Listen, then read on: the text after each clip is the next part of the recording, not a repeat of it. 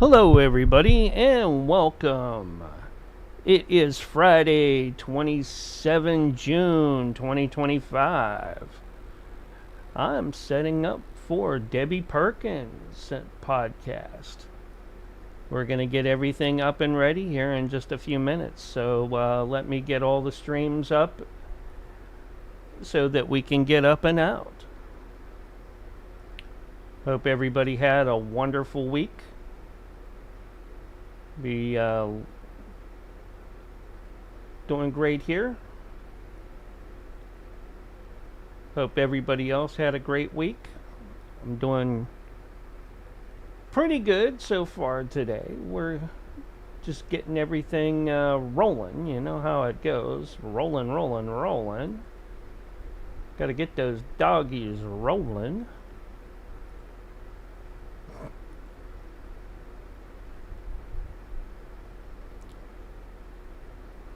Everything's coming up slowly but surely.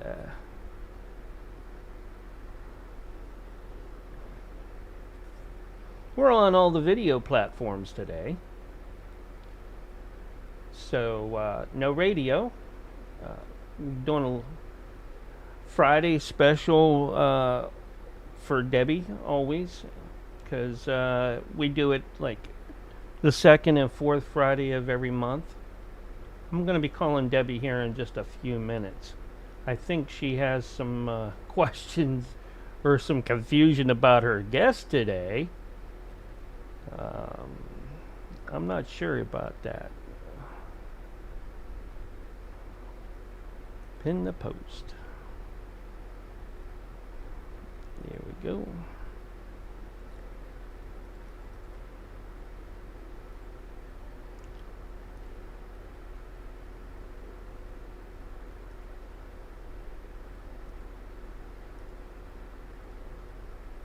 I'll get everything up and going here in just a sec.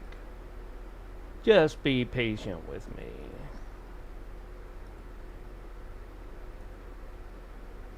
It is a virtue, so I'm told.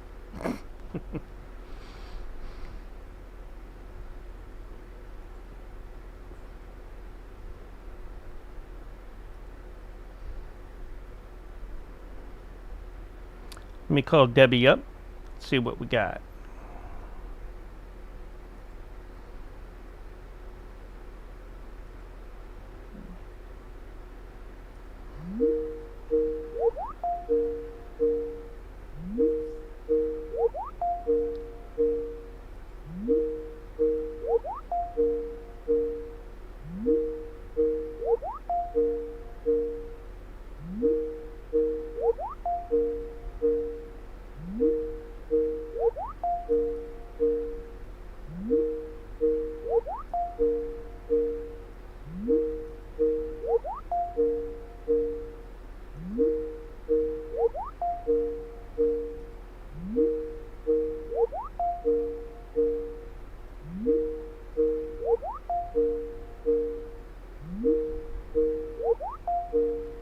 Come on, Debbie.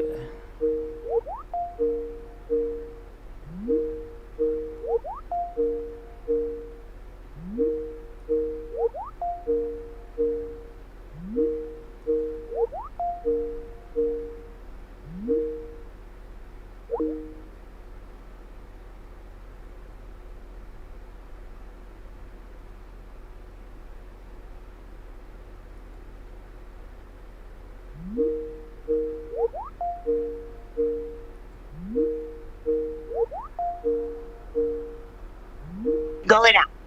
There you go. There you are. So how you today?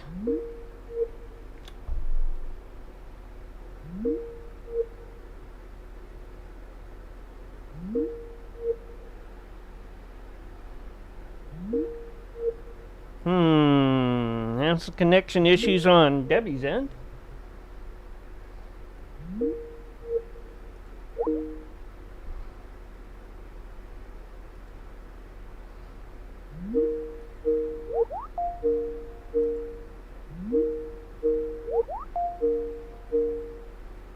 Is Isn't that ridiculous? I all I did was swipe away the other things that came up because I just got home. So like my internet, when it connects, whatever is on my phone goes cuckoo. Yeah, it happens. Can you hear me? I can hear you good. Can you hear me? Okay. I couldn't. You have Jack today. What the hell is wrong with this? Hold on. Yeah, remember you got a hold of me earlier this week and say I needed a guest, and I got Jack for you. You have Jack scheduled. No, it's supposed to be Siren. No, I don't have. Remember, I sent you the. Yeah, you sent me Jack. Jack sent me Siren. What? Yeah, that's how it worked out. Swear to God. Because Jack's waiting to come in here in a little bit. It's supposed to be Siren. I don't have a banner for Siren at all. Yeah, that was the switch out. He switched out, and that's why we had her in the chat. Oh my! I have no clue because I don't go to Facebook. Well, we had a 3-way, and he was like, he couldn't do it today, but she could. Oh. So her and I talked quite a bit because she's more into galactic energy. He messaged me this morning asking about the show. Because we're supposed to have it with her. I don't know. Maybe you'll have both. Maybe I'll get 2 for 1 deal. Yeah. Anyway, so I'm just quickly, I changed my shirt, and I'm just like little by little trying to get kind of pumped up for getting for the camera, because the last thing I didn't look camera ready when I pulled in the yard, because cleaning, I don't dress up for cleaning. But I swear to God, that camper what we cleaned should have been a house. I'll show you pictures. The place was beautiful. Well, I take pictures after we get done cleaning because I make sure that the girl that we work for sees how, what we've done. So, all right, so I have no clue who the Siren is. She's awesome. Siren Wind. She has written multiple books. You're going to love her. Oh, my God, I already know. Oh, send me the link. I'll send it to her real quick. So crazy. So crazy. Trust me, my life has been bipolar for a while. I'm trying to make it normal. All right, let me see. I thought for sure we had Jack today. We would have had Jack, but we're scheduling him for a different day. When's he scheduled then? I don't know. Next month, he said. He would have space and time next month. All right. So send me the link real quick. So we'll get her at least prepared for 3 o'clock, if not 2:30, because she knows that we had set up for 2:30, but she didn't realize I was just going to be pulling in the driveway and rush into the house and get ready. All right. Check your Facebook. No, I'm on the messenger. Because well, there was a group messenger. I wonder if you're part of that. All right. Oh, there. Okay, let me have that. I got that. Let me see. Let me copy that. Yeah, we're gonna switch to that now. Jack's gonna come in on that one too, because he's been talking to me all day. I'm like, all right. Well, maybe he changed his mind at the last minute, but her and I have. I don't know, but if Mark, you're gonna love her, and that's fine. Nancy's gonna love her. That's fine. Just a little heads up. You're gonna love her because of the information she has, and let me send you some of that because you might be No, I'll hear it in a little bit. It's like, okay. All right. We are live all over the place right now. Right now? Yeah, we've been. As soon as I called you, I'm like, what's going on? Pre-show stuff. Come on. Deb, get your shit together. Come on. I'm working on it, guys. I started a new job. You guys all understand what new jobs do. Roger Hansen in the Kick Chat.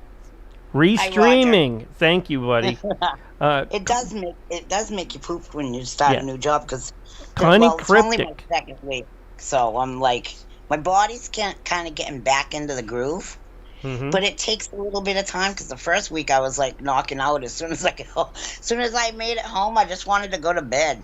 Yeah, we got But Connie Cryptic in the Kick chat too. Let me catch up. I've all been right, trying to connect everything up, and I'm looking at all these people here. Welcome in everybody on all the platforms. Appreciate each and every one of you. Uh, Dark Lat Master over in D Live. Appreciate you coming in. We probably have more folks going to be coming in over there as well. We are on YouTube today oh good. as well on my channel there. I might get kicked off because I'm going to try to give her a quick buzz. Okay, so if I get kicked off, Okay. I'll just rejoin. I just want you to know that. Yeah. Come on, Deb. Okay.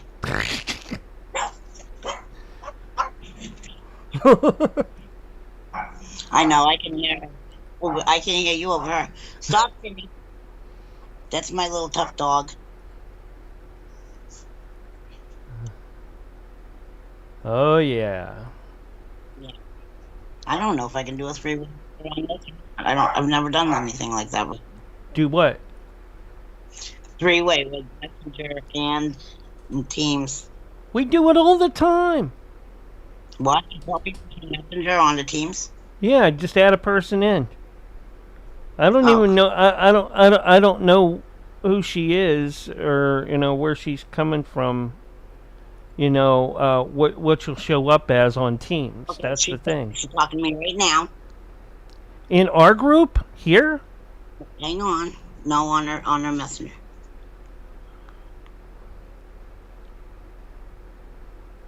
Okay. Because you and I are private right now. No. Oh, all right. Well, I gave her the link, so should we go to the link? Yeah, and about like 3 minutes before the top of the hour. All right, so like, give me a time give me a time like It like the 55. yeah, the 55 mark. Tell her to go over there and wait for us, and then I'll come in. But tell her not to call. I'll call. Okay. Oh, wait a minute. All right, and Wait a Jack will be minute. over there too, I suppose, because I have Jack added in. Well, Jack just sent me sirens, so I don't know. Those guys, who knows? I don't know. We'll talk to him about All right, hold on. Let's get Jack in here right now. 38, 40, 10 minutes-ish. Maybe 12 minutes, 13 minutes. Yeah, something like that. About right. 15 or 20 minutes, something like that. I did 13, so we'll switch over. I'll switch over in 13 minutes so that I'm there too. Hold on, let me All right. let me right. let me add Get out Jack of to this nothing. call.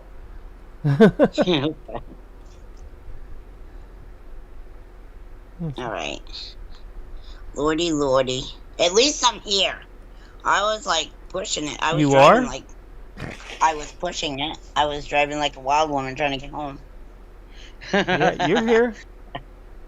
I am. I made it like Yeah. with like minutes. It was like 2:18.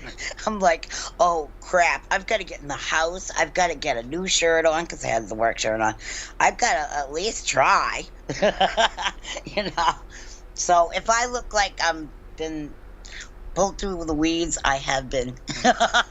But that's like I said, working. There you It'll go. Look I'll out. do it.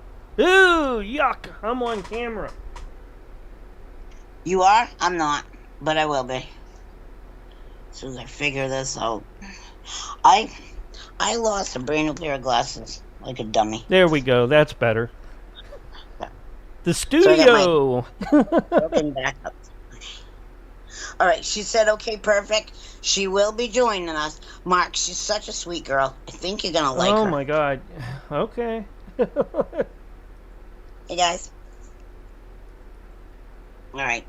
As you can tell, I am lounging. I just got home, so I put my camera on. I don't see you. Well, I do. I see your arm. That's attractive. What's going on? Oh, there. That's what happened. I see. I'm looking at you, Mark. I see your No, arm. you're not. You don't see me at all. I see you. I see your arm. Yeah, you see my arm. I see your arm. Yeah, I can do hand gestures I this can do a way. better setup. So let me kick the dog out of the chair so I can sit over there, and then I can. Yeah, I mean, the camera's too close for you. I'm gonna move it. Get out of the way. Go. Get Bella. Go.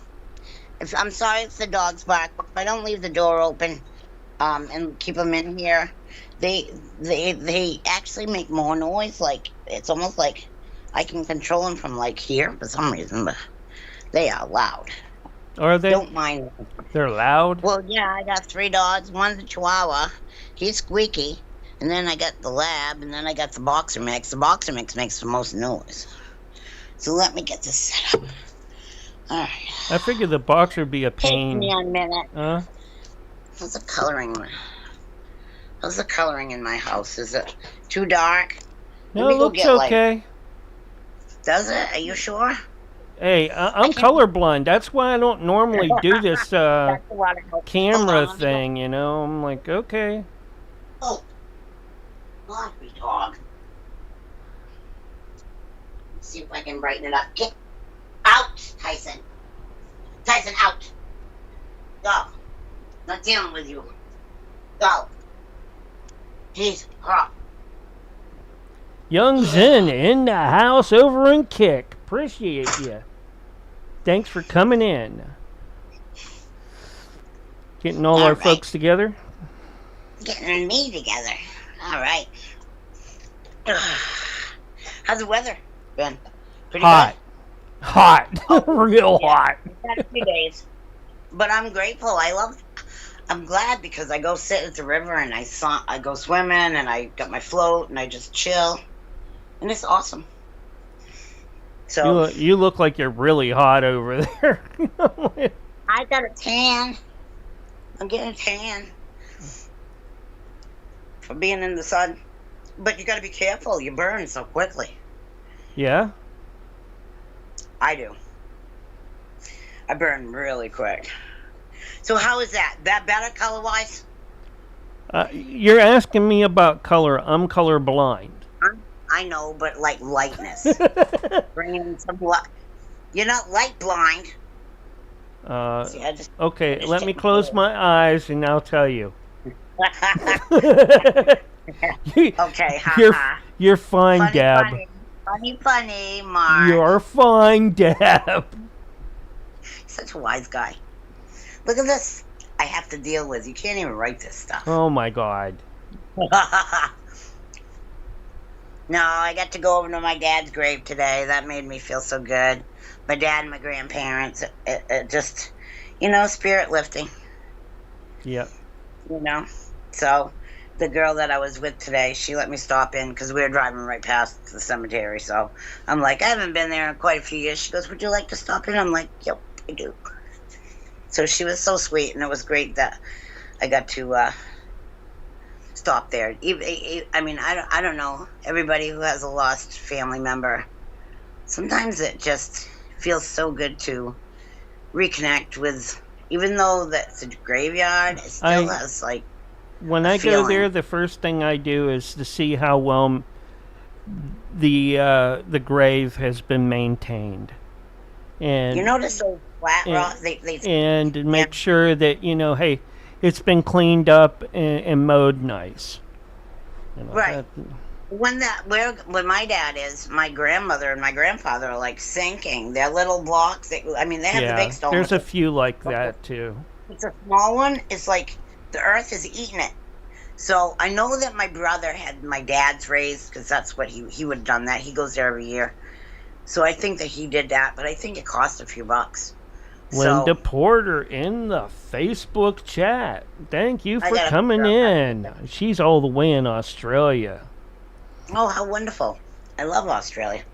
I want to go there one day. Yeah, once they've been liberated. Little Smug in the Kick chat. Hey, Roger, and all you mods over Kick. Hey, you guys can start, giving shout-outs in the chats. That's what you got that mod for. All right? I'll be over in I got to pick up Roger's channel here in a few minutes because he's restreaming us. Oh, wow. That's really neat. Yeah. Thank you. I want to send my appreciation to everybody that, takes part. I think it's fantastic, and I think you're super awesome people. And I always encourage anybody that if you have a story or you'd like to be on the show and you have something to share with the world, come and talk to me. I'm nice to everybody. I don't push nobody away. Yeah. She doesn't bite hard. And little never. Well, that's what I've been told. I don't know, but that's what I've been told. Who'll be telling you I'm going around being a biter? No alligator. I won't. I can't confirm or deny anybody's names, but. Yeah. Oh, you're such a liar. I would never. No. Homie, don't do that. I don't bite. Yeah. I might blow bubbles. I might blow bubbles, but not in a hot tub. But on the belly. You never did that to a kid? You never did that to a kid? No. What? Okay, anyways. That's just fun. Yeah. Talking about, babies. Yeah, babies. Not weird. No, no, not weird at all. No, if you're a stranger blowing bubbles on some kid, yeah, well, there's a problem. Well, hey, we had a president that used to go around sniffing people's hair.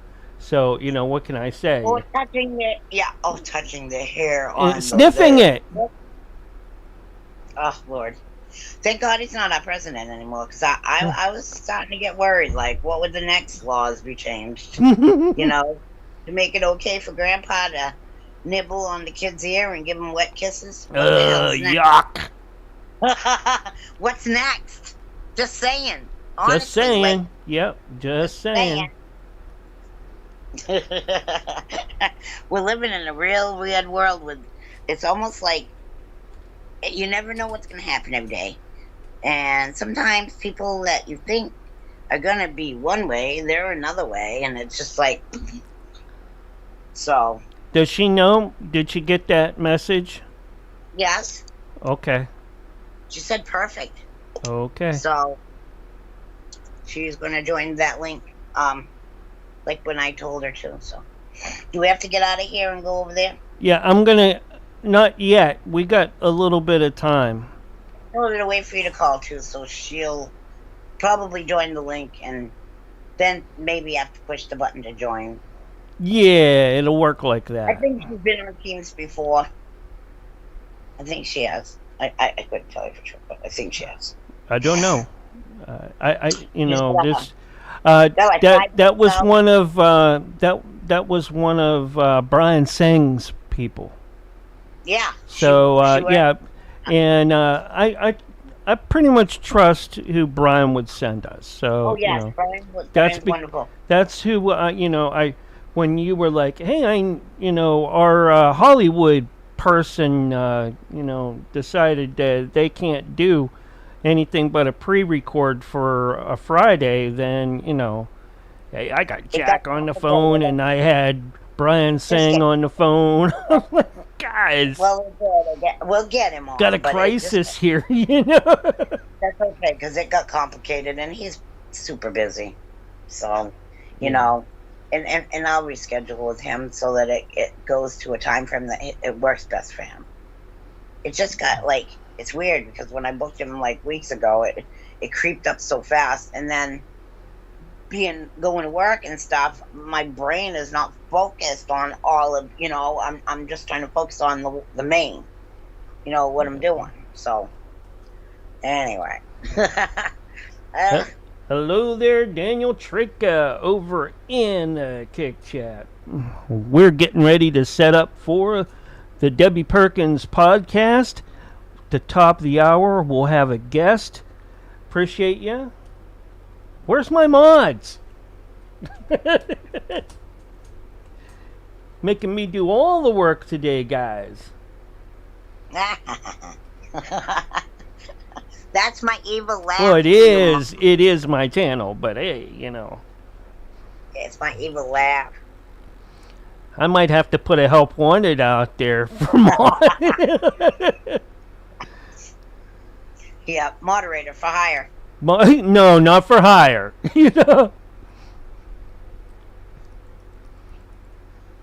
Are you paying them? No, I'm not paying nobody. Exactly. But off making ends meet. But hey, girls gotta do what a Girls gotta do, but a guy's gotta, find another way. Well, I'm becoming a quality woman. Busting my butt and keeping my house straight. Dealing with life. You're doing good. We're gonna Working on it. Yep. Every day is a new day. Every day is a new day for something new. I already realized I gotta take instead of stepping with the right foot every day, I might have to step with the left. On the left. Only because sometimes you gotta step. I always say, Well, the good thing about being a girl is, don't you? What? You don't step on your dick like guys do. Oh my god.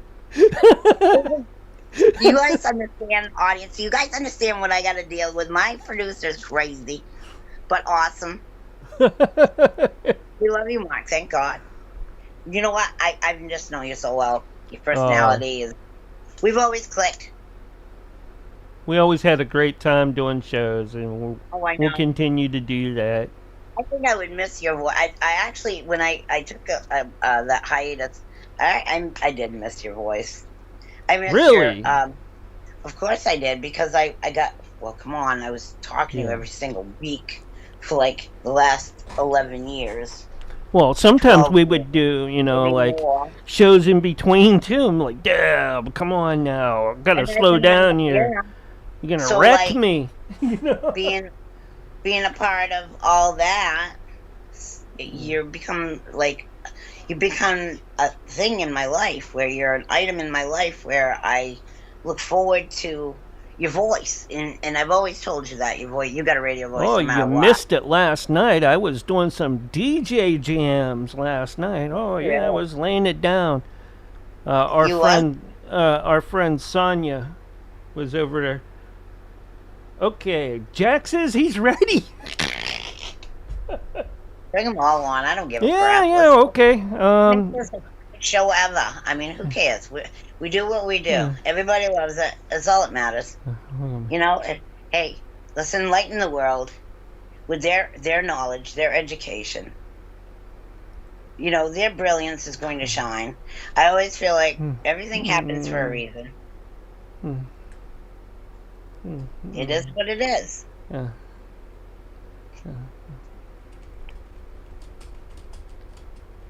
Hope I don't look stupid. Oh.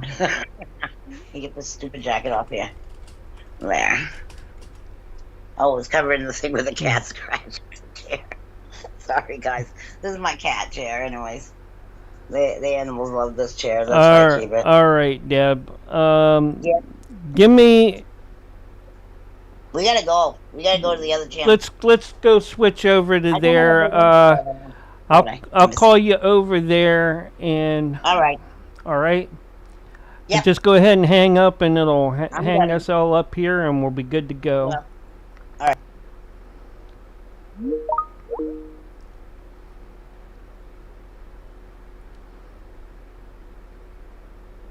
Yeah.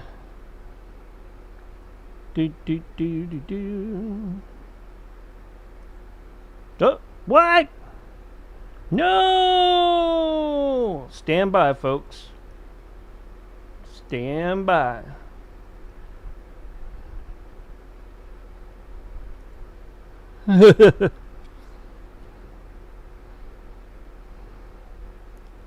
Oh my goodness. Let's see here.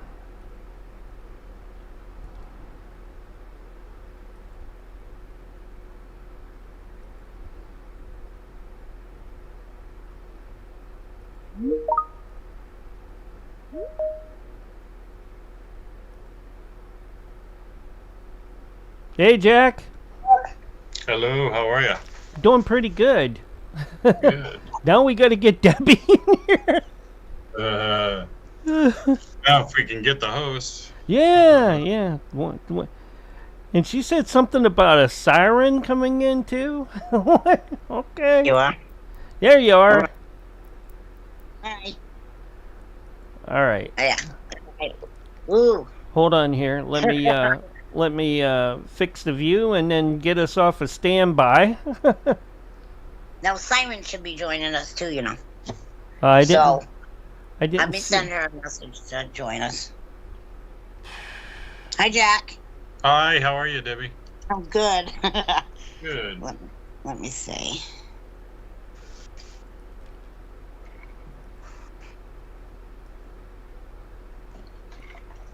There we go. I'm just, hold on. Takes me a second. All right. Okay, 3, 2, 1, and you're. Are you kidding me? No, would I kid you? You would, but sorry. So, all right. So she should join us in a second. All right, there. It's going to be interesting. All right.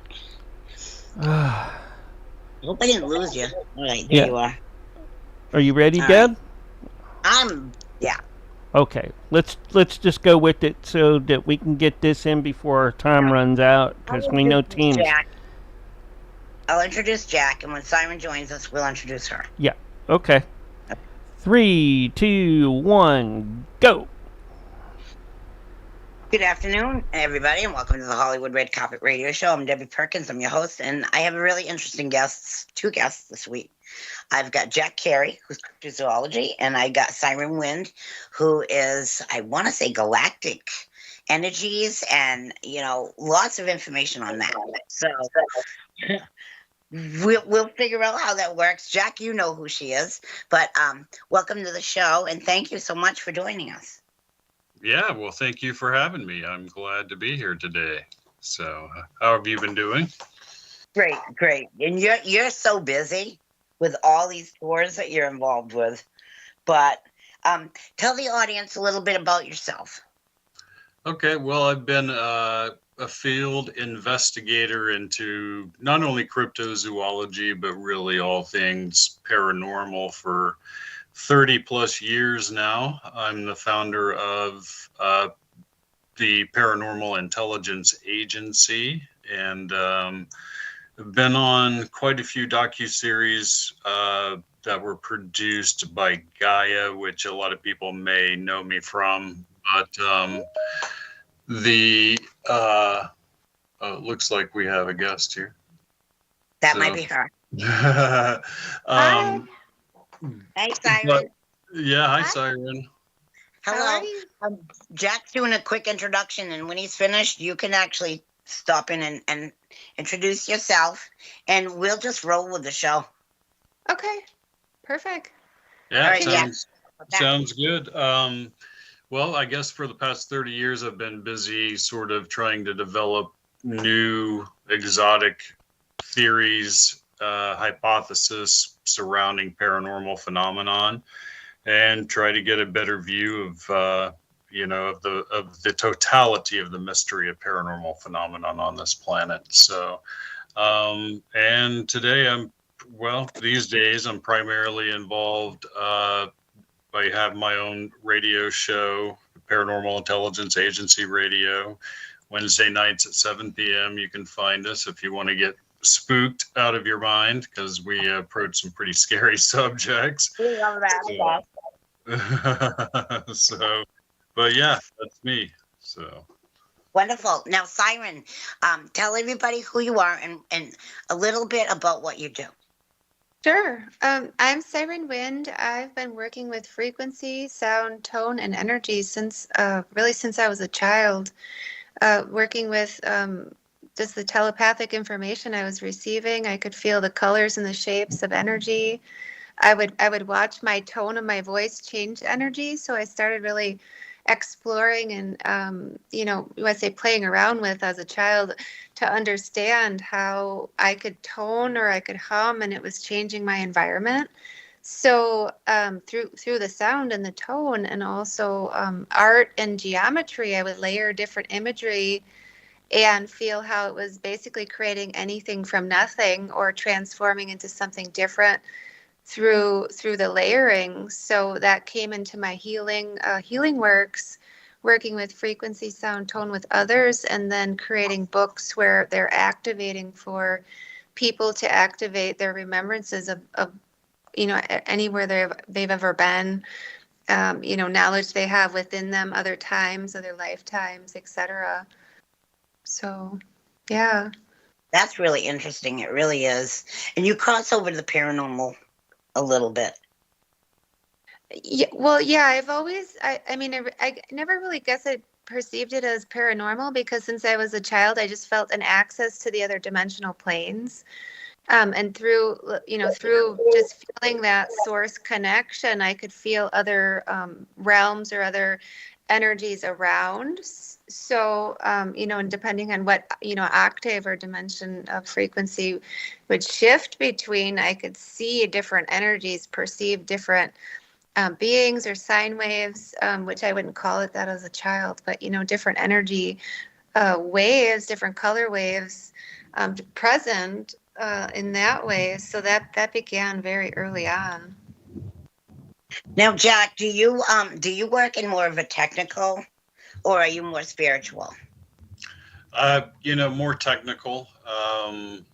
Where I'm big on tracing physical evidence and really the sort of provenance or the chain of custody of evidence, the best evidence, I guess, that's out there for any given paranormal phenomenon. But no, primarily interested in physical evidence because in my, experience over 30 years, physical evidence is the only thing that really convinces an unsympathetic populace that a lot of these phenomenon are real, So many people are still skeptics.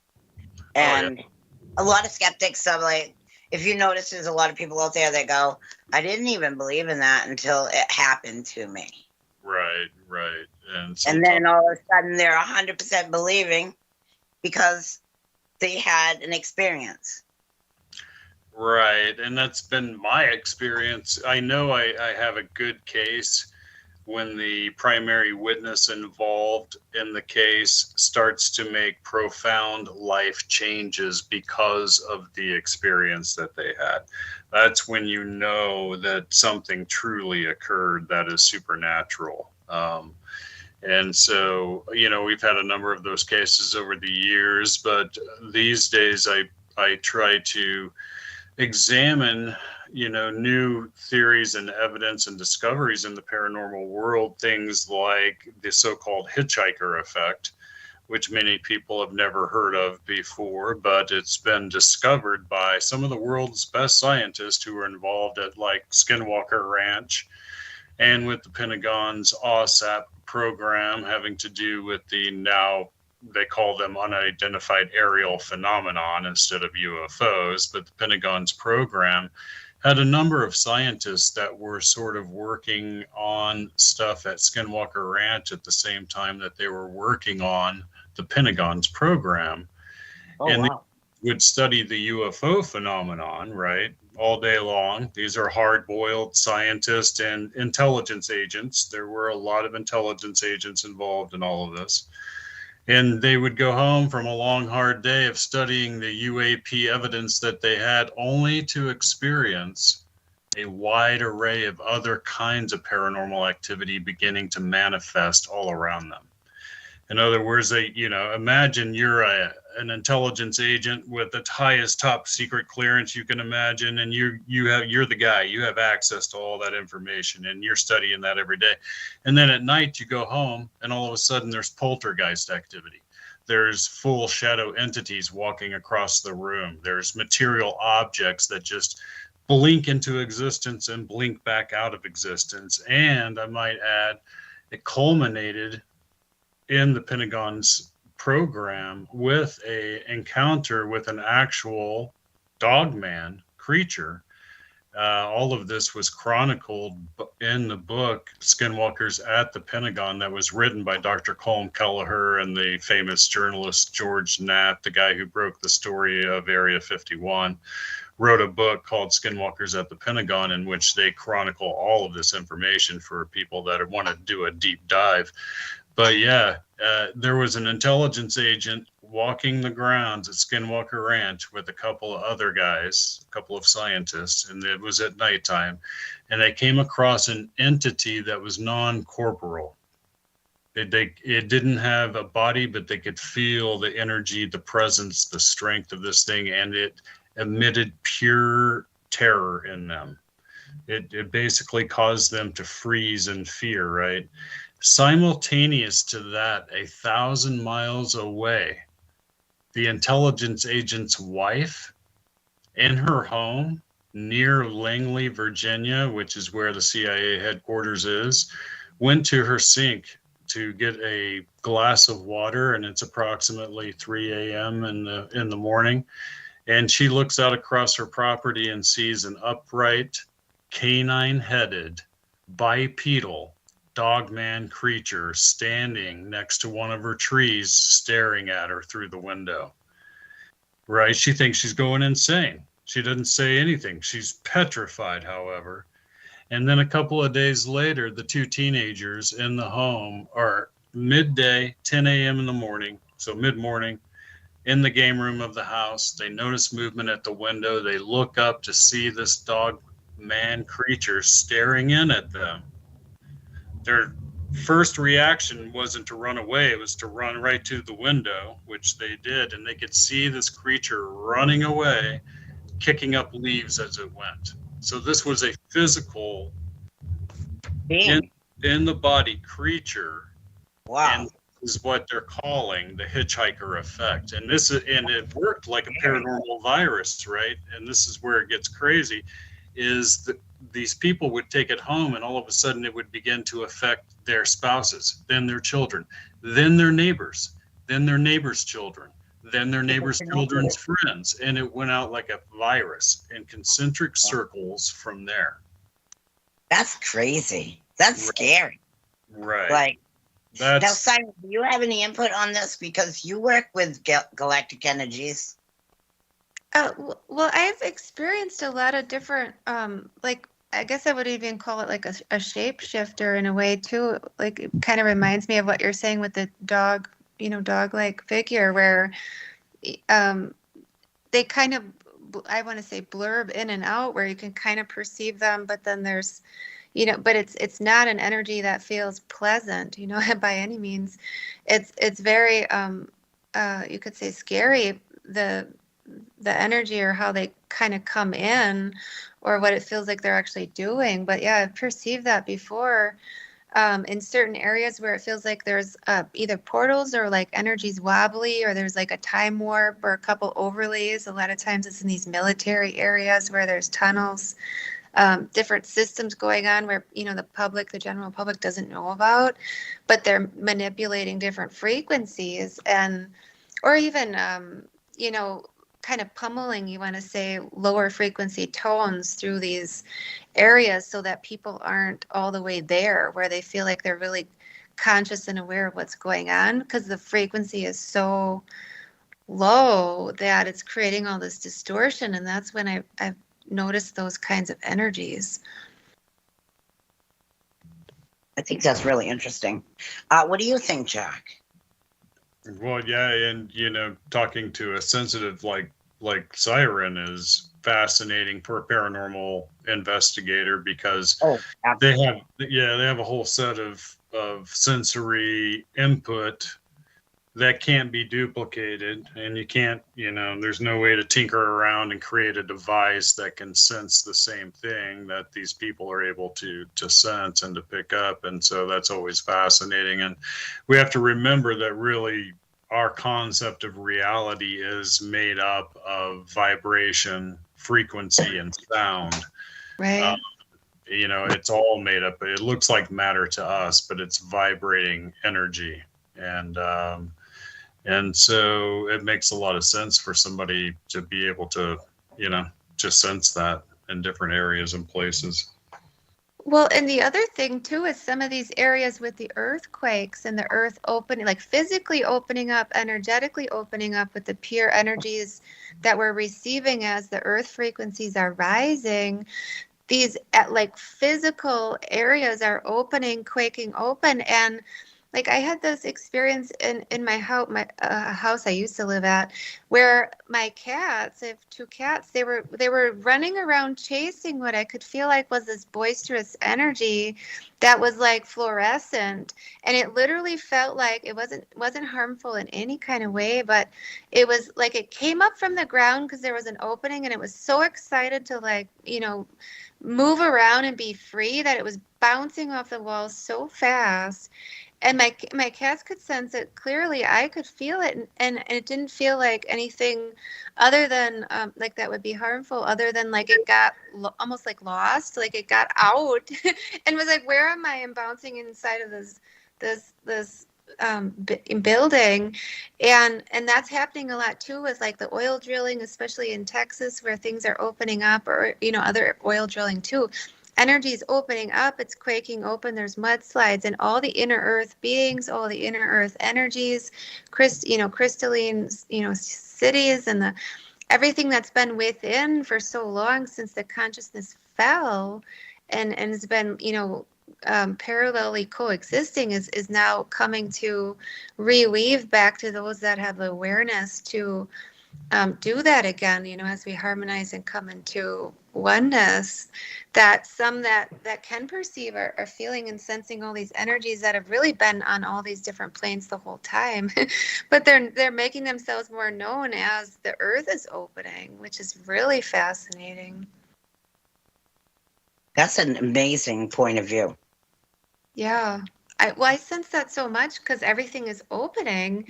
And a lot of times when I'm traveling or even moving about, being relocated to where I feel magnetized to be, for a project or something like that, it's working with the earth energies. And what I'm noticing more and more with the earth energies is that there are, all these different civilizations that one could say that they've ascended, in these other time periods, say native people, etc. Well, they took their bodies with, but their energies are underground. They're living right there. And all of the parallel layers of the other beings that are alongside them, or say, interdimensional travel, or the other things that are opening, people either interfering directly with portals, or doing ceremonial things, opening holes where they don't belong, or the military stuff too, is a lot of wobbly energy where things are coming through, like not desirable, the shapeshifter things, and the I'm trying to think of the term.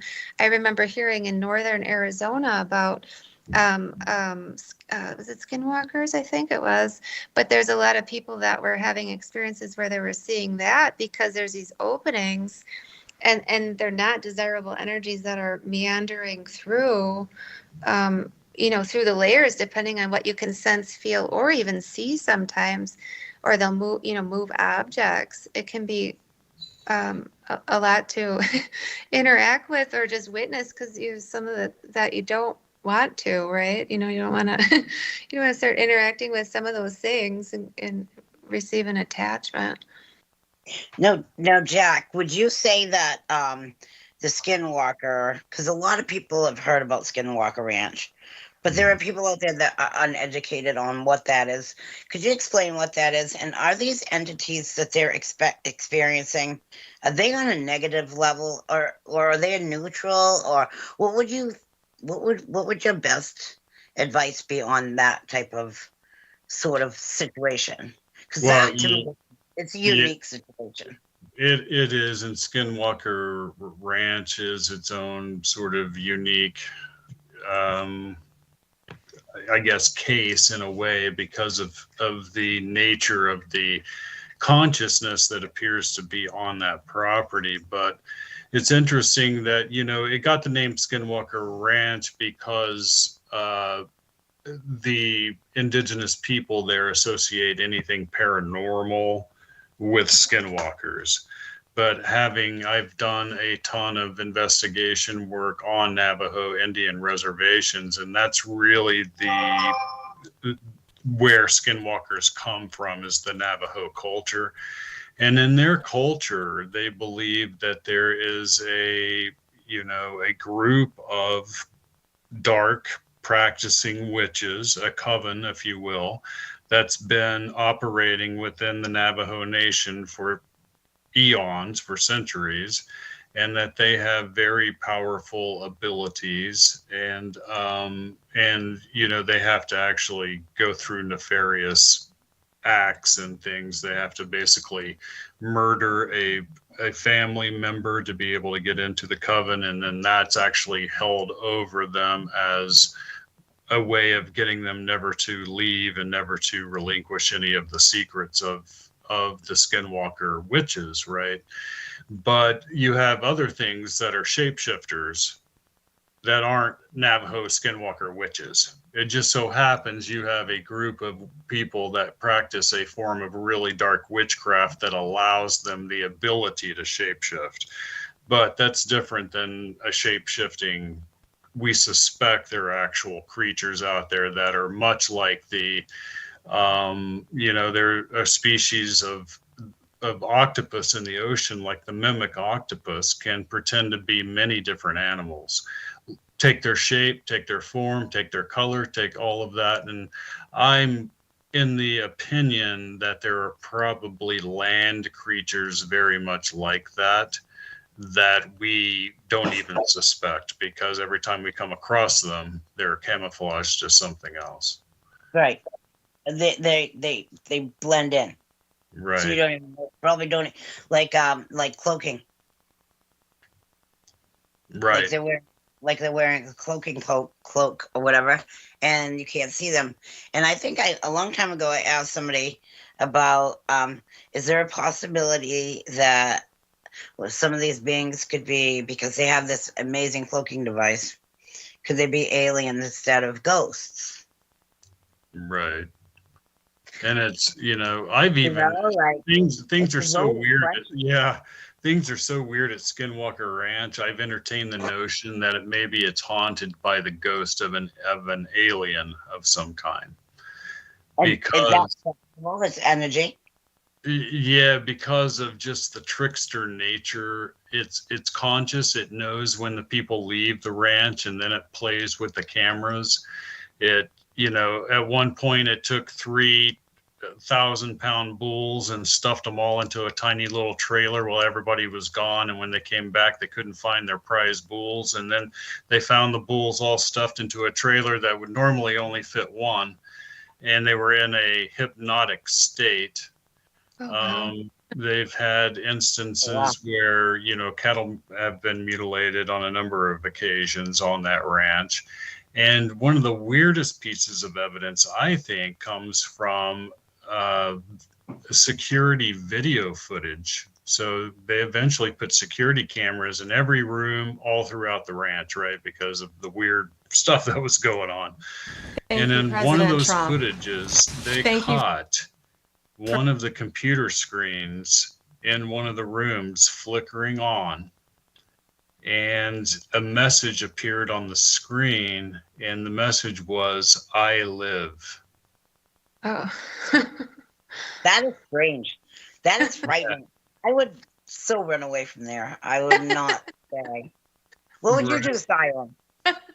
I would do the same, and I probably wouldn't return. Right. Well, somebody oh, go ahead.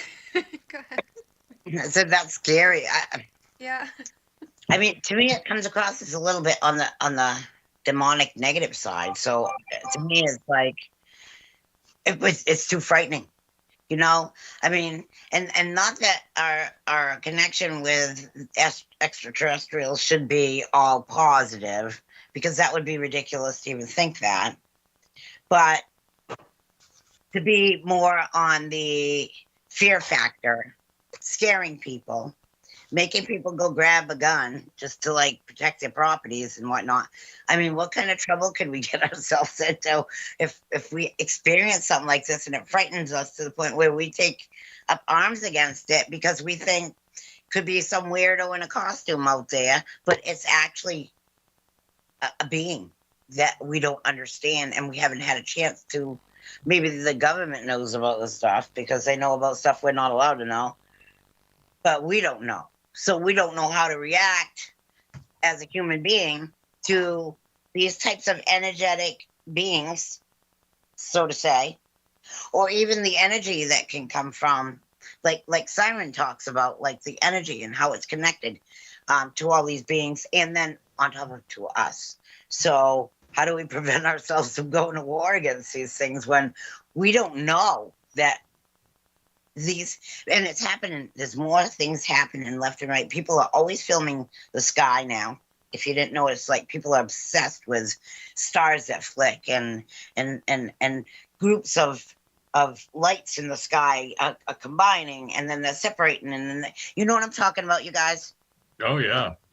Worldwide UFO UAP activity is really, really going on crazy right now. I think it's off the charts because we all have internet, and we have the opportunity to be able to see the things that people would normally talk and log, but not really like make the big time news unless something dramatic happened, and then like the shooting down of the aircrafts back, what was it, a year ago, Mark? Yeah, something like that. Well, it wasn't the aircraft, it was drones. See, and that's another whole thing. Like, they know our technology. They know how smart we are or how dumb we are. They can tap into our satellite systems. I'm almost positive that they are more highly intelligent than we could even imagine being. And then you guys saw that recently they posted about that big telescope, seeing all those multiple galaxies.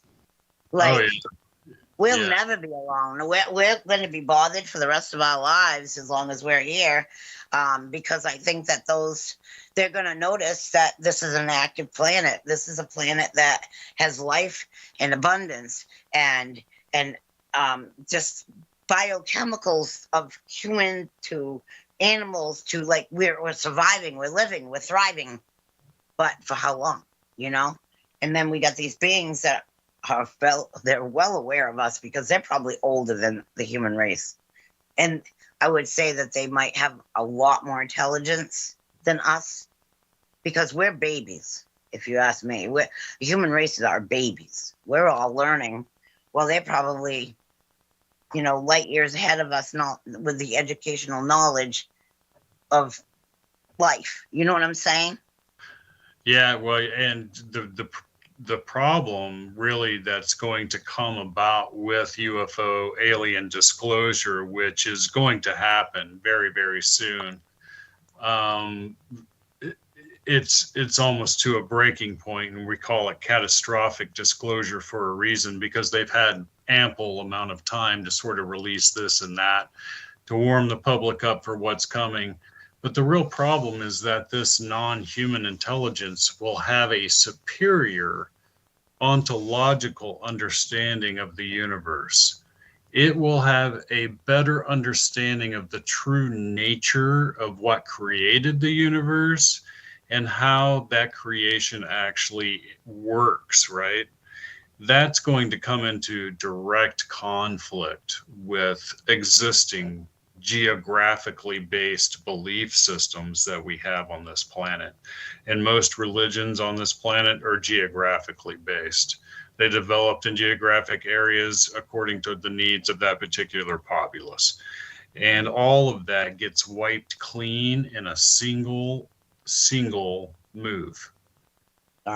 What does a species do then? Because when you look back into the history of humanity, we see example after example of collapsed societies, advanced societies, ancient Egypt, the Mayan, the Roman Empire, it goes on and on. All of them were preceded by a collapse in the belief system, which gave birth to that society. And so when you come across a life form that has a completely superior belief system to anything you've conceived of before, how do you as a species survive at that point? and that's called ontological shock. And there's plenty of us in the ufology community that are really, really worried about the depth of that ontological shock when it comes, and it's coming very soon. I mean, over the course of the next few months. Wow. Now, what, Simon, do you feel some of that, like what he's talking about? Do you feel the energies are changing? What is your advice on helping people to understand what's happening? Because, like you said, there's a lot going on with all the volcanoes. Now we're dealing with war. You know, you guys all realize what just happened recently with Trump and you know, and all those bombs going off. I mean, for every time we bump the earth, I mean, I'm thinking that's gonna change something. Well, that's what's important about essentially being here now, is that we're all energy and we're frequency, we're vibration. So what we're vibrating is the change of how we can stabilize, how we can help transform, and how we can shift versus going into this fear frequency, because the fear frequency is very low vibration, right? It's a low frequency, and that has a completely different dynamic and impact to others. And if we're remaining in our heart as much as possible, tuning into love and all the pure tone energies, which we're actually receiving very pure tone, high frequency, light codes, sun codes, plasma, pure energy. And instead of getting vacuumed, so to speak, into these fear energies, we can actually realize the vastness of the cosmos. There's so many beings, there's so many civilizations nobody even really, not nobody, but many people don't know about. We're going to come to find out who all our relatives are. I know it's shocking to some to know, you know, we're not the only ones here, right? It's shocking to some people, but the truth is that it must be revealed, and it is, because we all are to co-create and create a new world that's not this duality, confusion that's been overlaid for so long. And I think the more that the pure tone energy is arriving, and the more people are awakening through these waves of high energy, that they're opening to realize that what's been told and you know, projected in these stories, that doesn't add up, you know, and all these distraction creations of these dynamics of duality or war, or even you know, scarcity with this monetary, all of that. It's all been created to create the quantity of fear frequency, which is a limited. I mean, you look at the fear, that energy, your heart field is so small when it's vibrating that way, or vibrating so slowly. And to really dissolve all of that through this potential, we really have the potential to shift out of that, which we are.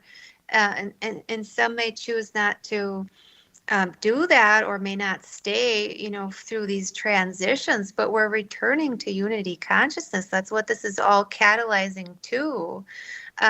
It's just really, no matter what is being projected, what's being shown, or what kind of goofy stories they're showing themselves as like goofy stories, aren't they? Like, some of them are so unbelievable, of some of these things that are coming to light, the truth coming to light, that it's starting to wave through, like, well, how did we not see this before? You know, how this is so obvious, how it's been, you know, hijacked and created and, you know, overlaid in confusion for control, you know, to create this or that, you know, polarities, dualities, one against the other, for those specific intentions to prolong the inevitable, is humanity finding out its divine true nature.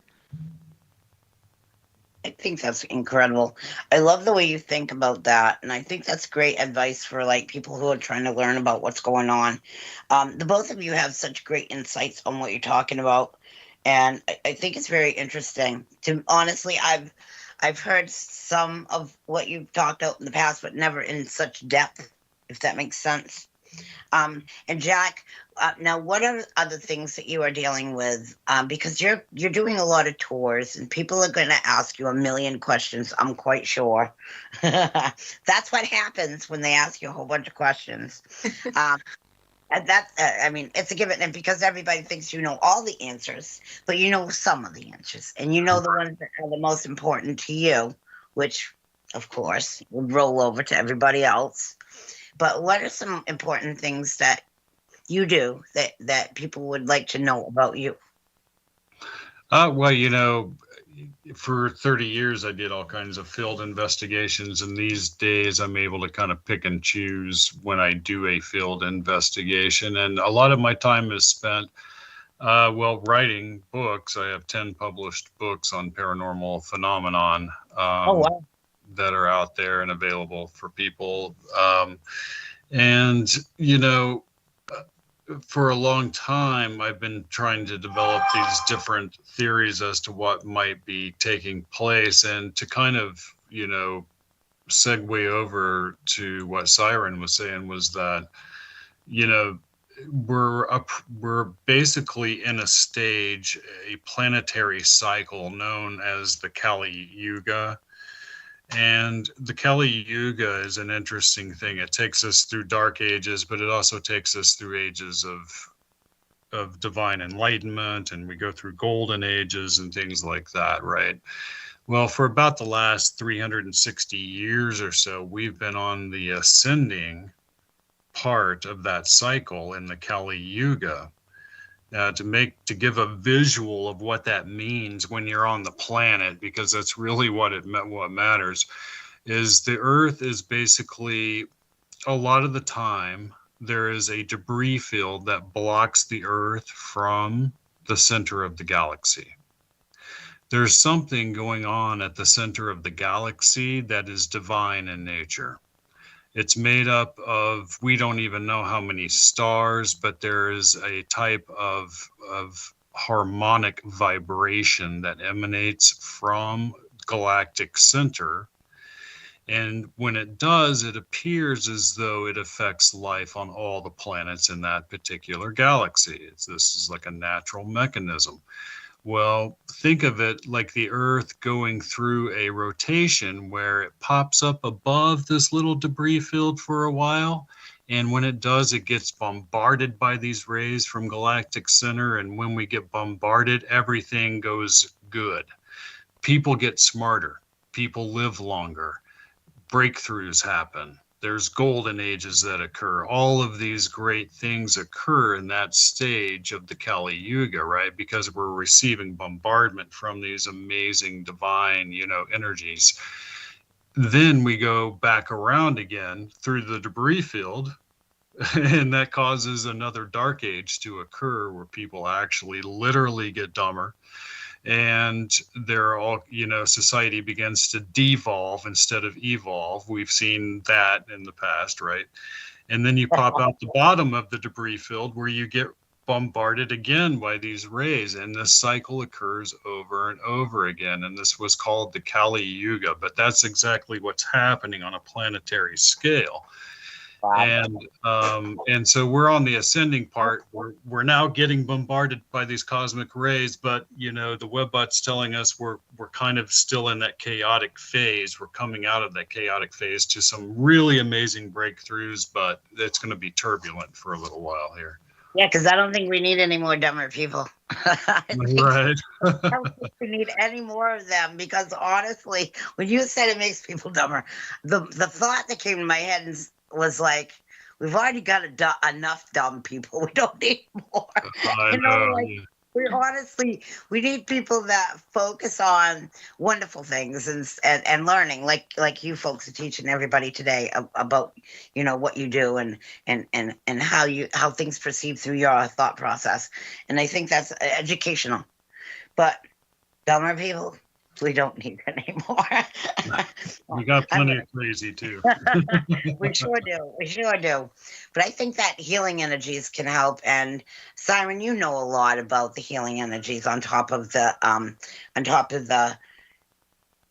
what you call it, the sound waves, or what was it we were talking about the other day? It was learning how to work with these energies. Well, and that's what we get the opportunity right now to do, is because what that chaotic, I guess you could say, call it that way, that's happening is all of the distortionary energy that either people are holding in their body, in their energy bodies, in their fields, in the earth, and beyond, like all of that is getting pummeled with pure tone cosmic frequencies and source energy. And what that's doing is it's vibrating any distortion to come up, to discharge, to transform, to dissolve, to release, to reconfigure, recalibrate, put into divine right order. And seeing those things for what they are, whether it appears like somebody's being triggered, and having something physically go on, or an ailment, a disease, or a mudslide, a fire, etc. It's ultimately doing so as like Jack was saying, part of the cycle to purify, come into clarity, and give us that opportunity to transform it, because we really all are. We're all sound healers. We're all energy transformers. We're all frequency transformers. We have that innate ability and awareness. And when we're in those experiences, or even if we're watching, somebody talk about, say, something tragic or something happening, an illness to somebody, we can still perceive it in a way that's transformative. Like, we have the ability in any moment to decide, how do we want to transform this? How can we maybe neutralize a pattern, see something in our lives that we can clear, reconfigure, maybe, start something different, or realize something that's falling away. People are talking about their jobs falling away, or they need to move, they need to do all these things differently, and it's really for their benefit, happening for them, so they can see maybe there's a path that's different. Maybe there's something that needs to come up, that needs to clear, known or unknown, could be from another life, or who knows where, ancestral, etc. But it's coming up for a reason to dissolve away. So in these instances, we can look at that and feel again, right? Because a lot of the distortions and the distractions were to numb feeling, to be too busy to feel, to not see it, because, we're on the cycle of the wheel, the hamster wheel, doing the same thing. But when you pause, when there's an emergency or an instance, you want to say a tragedy, a health issue, etc., or, a natural, disaster, if you want to call it that way, is like, that's the pause button to see something so visibly, to have that opportunity to feel, how can we transform from this, even our perception or our own bodies, sense like, well, where does my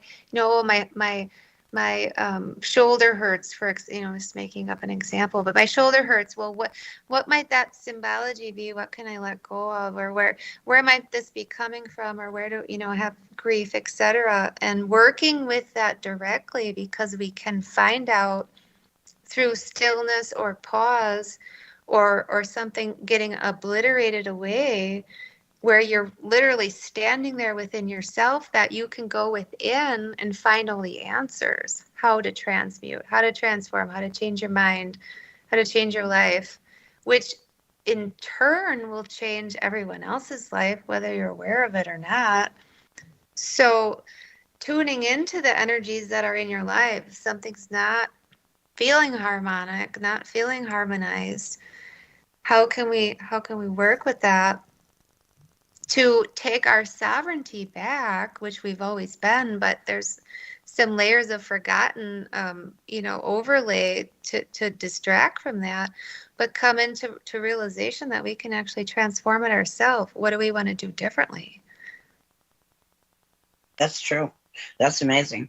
And Jack, now, some of what she says, how can that cross over and help with the paranormal? Because I think that it kind of goes hand in hand, because what she's talking about is working with energies, which are and we're all beings. We're all energy based. We are, and a lot of my research these days, I think that's valuable insight, and for a lot of people, over the course of the next few months, there's going to be a lot of turbulence coming about. One of the things I do is track cyber prophecies through a mechanism. It's a series of algorithms designed called the WebBot, and it's mixed with a lot of other things like artificial intelligence and Vedic astrology and things like that. But it's been highly accurate in the past, predicting various events. And it's saying over the next few months or so, there's going to be a very turbulent period for people where everything is challenged. And basically it's saying, all of the stress points that we've had since May up till present day, you could take all of those stress points. You're going to get all of that many points again just in July, but ratchet it up another 50% on top of that, right? And there's all of these cross currents and cross winds taking place. There's going to be a lot of economic turmoil. There's going to be some interesting things take place. It doesn't, however, predict any sort of World War III, which is interesting. Those conflicts sort of fizzle out according to its predictions, and much bigger changes kind of wash over humanity in a very short period of time. It's coming. So I think that's amazing. I think this is the show today to me feels like it's been needed. Like, I think people need to know these things. What both of you have offering the public, I think is huge on both levels. On your level, Siren, and as well on yours. You know what I'm saying? Like, I think that Jack and both you, Jack, and Siren have so much to offer people at this point in time for knowledge. I think the show is meant to happen. No, that's great. I love talking about it. So Yeah, absolutely. Well, I think that it's the right timing. I think that people need to know now, before any more happens, before we look up at the skies and something's actually parking itself in your backyard.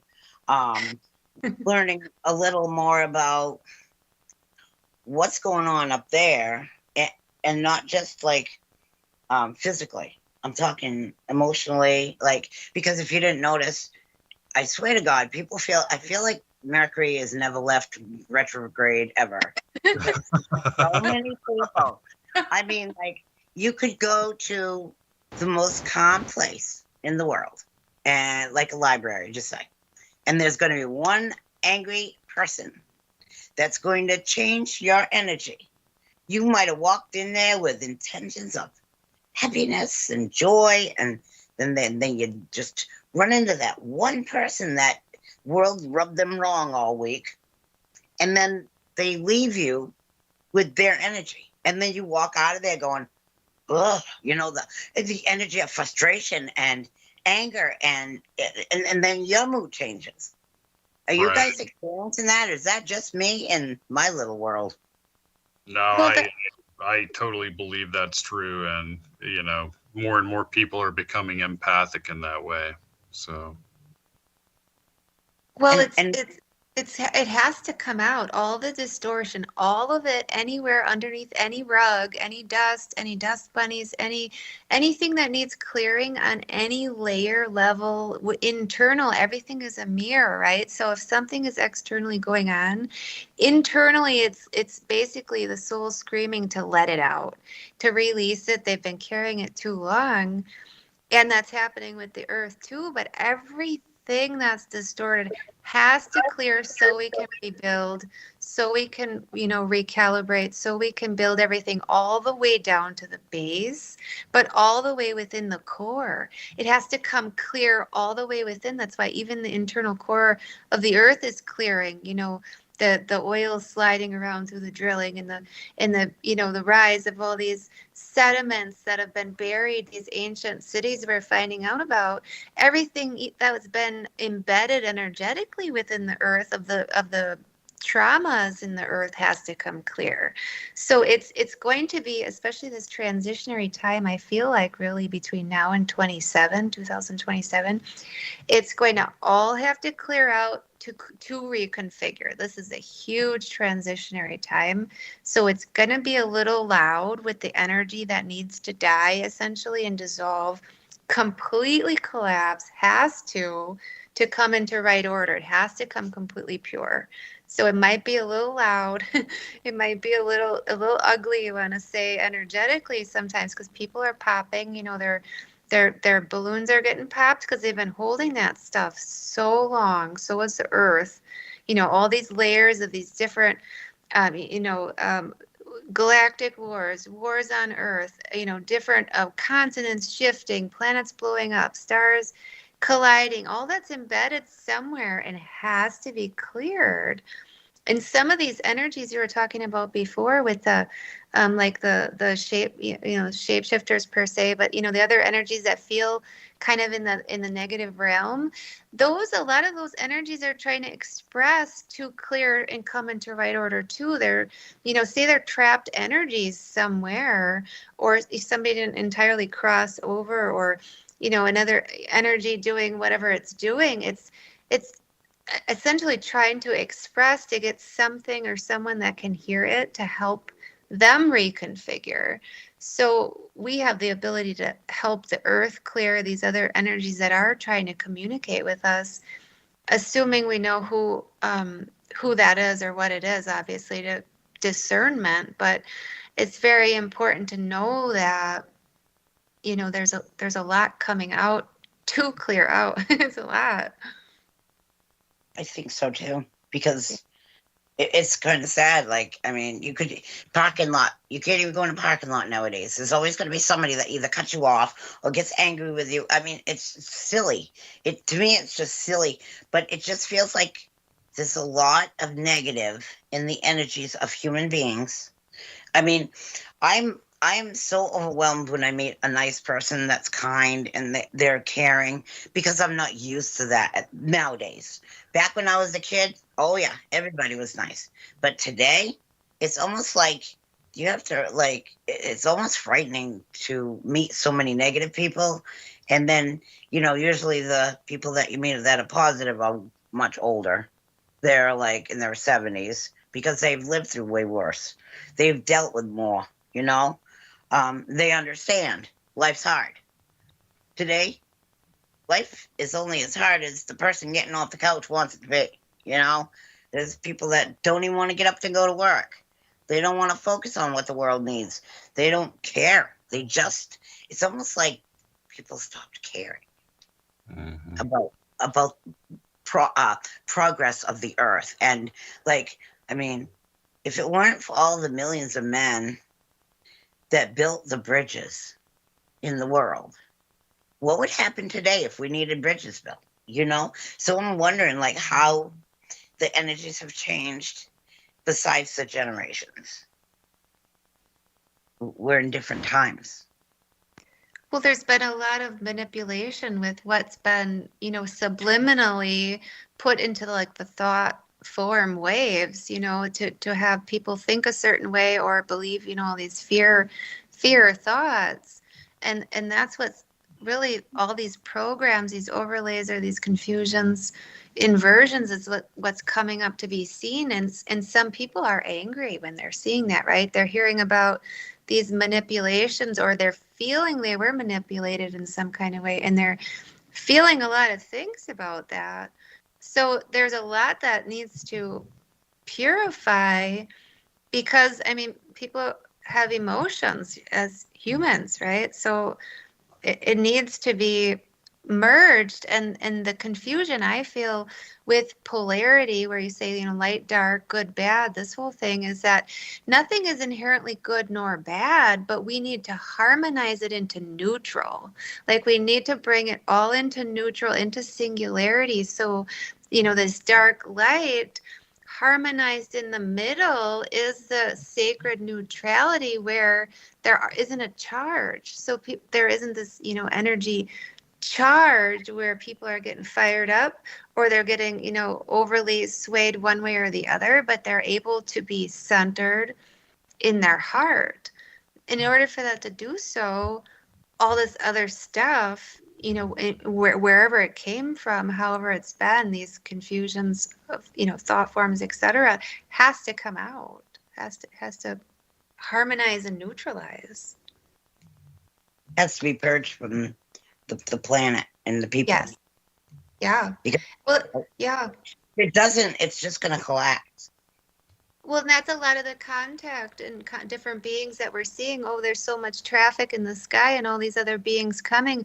A lot of that is because they have the ancient awareness of what true unity consciousness is and how to coexist and be in harmony. And through these processes of all the, chaos, however you want to say, with their restructuring, they're coming to help. They're coming to assist in the process of re-implementation and reorganization so that everyone can remember who they are.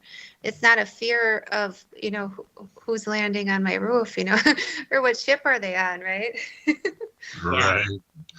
No, and the party ship. I'll take the party. All aboard the mothership, as the Parliament having a good time. Funkadelic likes to say. We can have fun, just don't be messing with the probes. Keep them in the pocket. Leave them alone. Yes, we can have fun with everything else, but keep probes to a minimum. That's so funny. We got, what? And I hope everybody's laughing about this because that's actually quite funny. We're going to take a really quick break, everybody. We'll be right back, so don't leave us. We got more to share. All right, Deb, I'm going to let this actually close out. Mark has to do things a certain way because of teams. Yeah, and then what we're going to do is, if everybody can come back, that'd be great. I'm going to take and start us back and on the next one. Hopefully everybody can make it into the next one. Are you still good to go, Jack? Yeah, for about another half hour or so. Okay. That's fine. I think that would be great. Yeah, we normally do a 1 hour show, but since we have two guests, I'm like, Debbie, we need, we can get this knocked out, do it. And I'm going to put part of this up as a special, and I'm going to block out the other two parts. Well, each hour out into separate shows.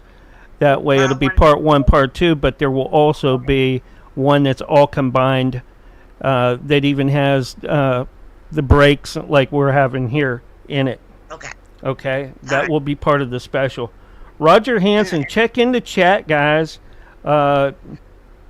He put some stuff in the chat. Jack, you could probably answer that one. In the other half of the show, I'd like you folks to talk about your books, because both of you are authors. Both of you have multiple books out. And I'd like you to talk about just a little bit about each book, so that gives people a little insight on your published work, so that they know, what direction they want to choose on your work. And I know, Simon, you also have some awesome books out as well. Yeah. So we're gonna split it up so that Jack talks about his books, Siren, you talk about your books. We draw people into the interest of the work you've been working on for all these years. Yeah, and then also about that.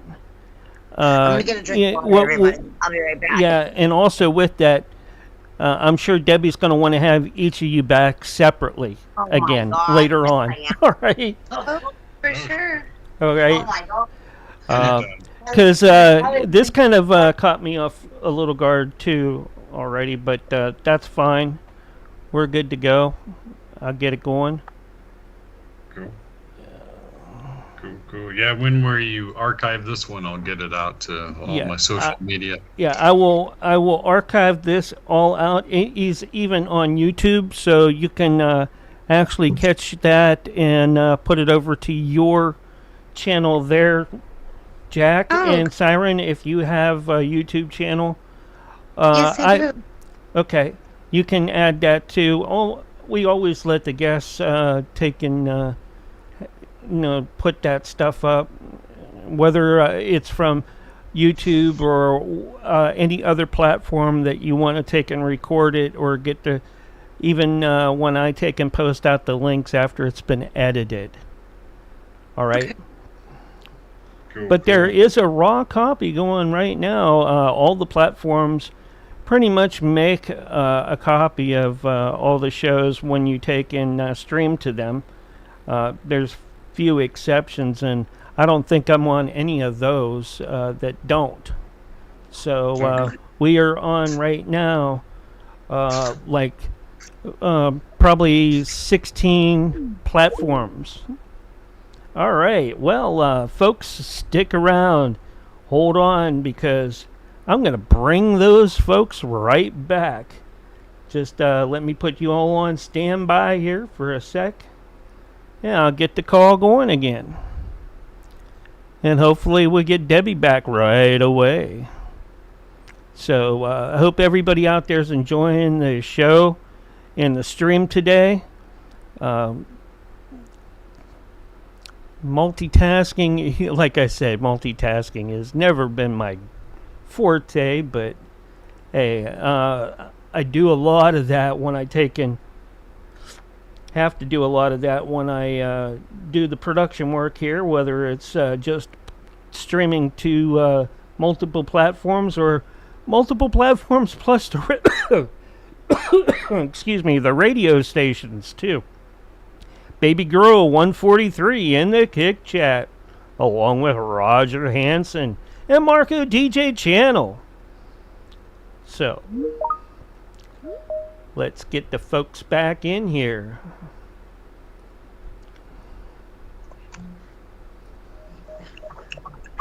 Oh, there we go. Here we go. Yeah,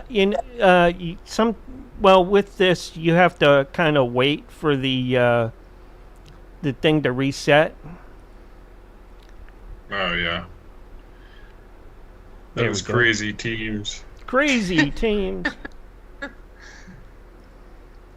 So, you guys will get a heads up on how I'm going to take and break this up and put this out for the edits.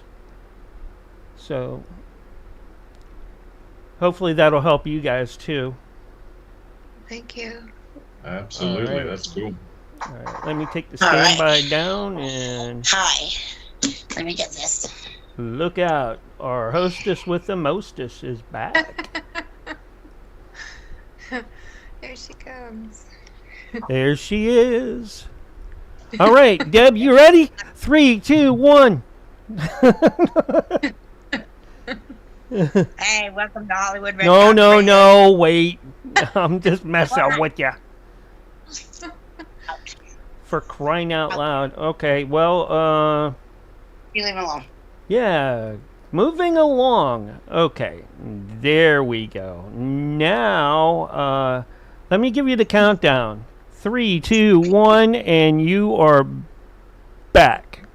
Actually, Deb, before we come back, announce it like it's a new show. Okay? Can you guys even see me? No, you're not on camera anymore, but that's fine. That's all right, I am. Okay, there you go. All right. So we'll bring it back like we gonna restart it all over again, and then not part 1, part 2. Well, you can say this is part 2 of a show that we completed. All right. What we'll do is we'll do brief introductions, and then we'll talk about the books, and then we'll move on. Sounds good. That's a great plan. Here we go. 3, 2, 1, go. Welcome to Hollywood Red Carpet Radio Show, Part 2. I have some incredible guests here. We have Jack CARY, and we have Siren Wind.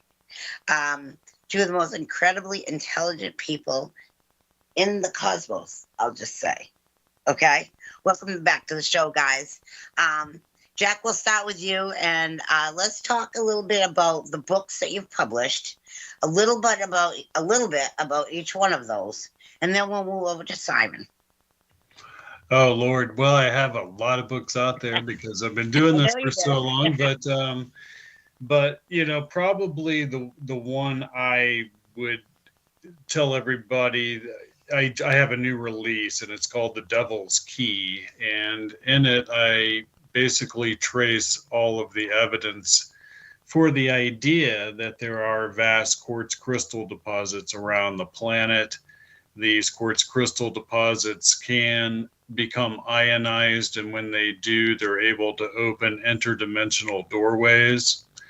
When that happens, we get intermittent contact between us and life forms on other dimensions, and we describe that as paranormal in nature. And so I present a number of cases in The Devil's Key, and basically discuss the actual scientific mechanism that would have to take place for that to occur.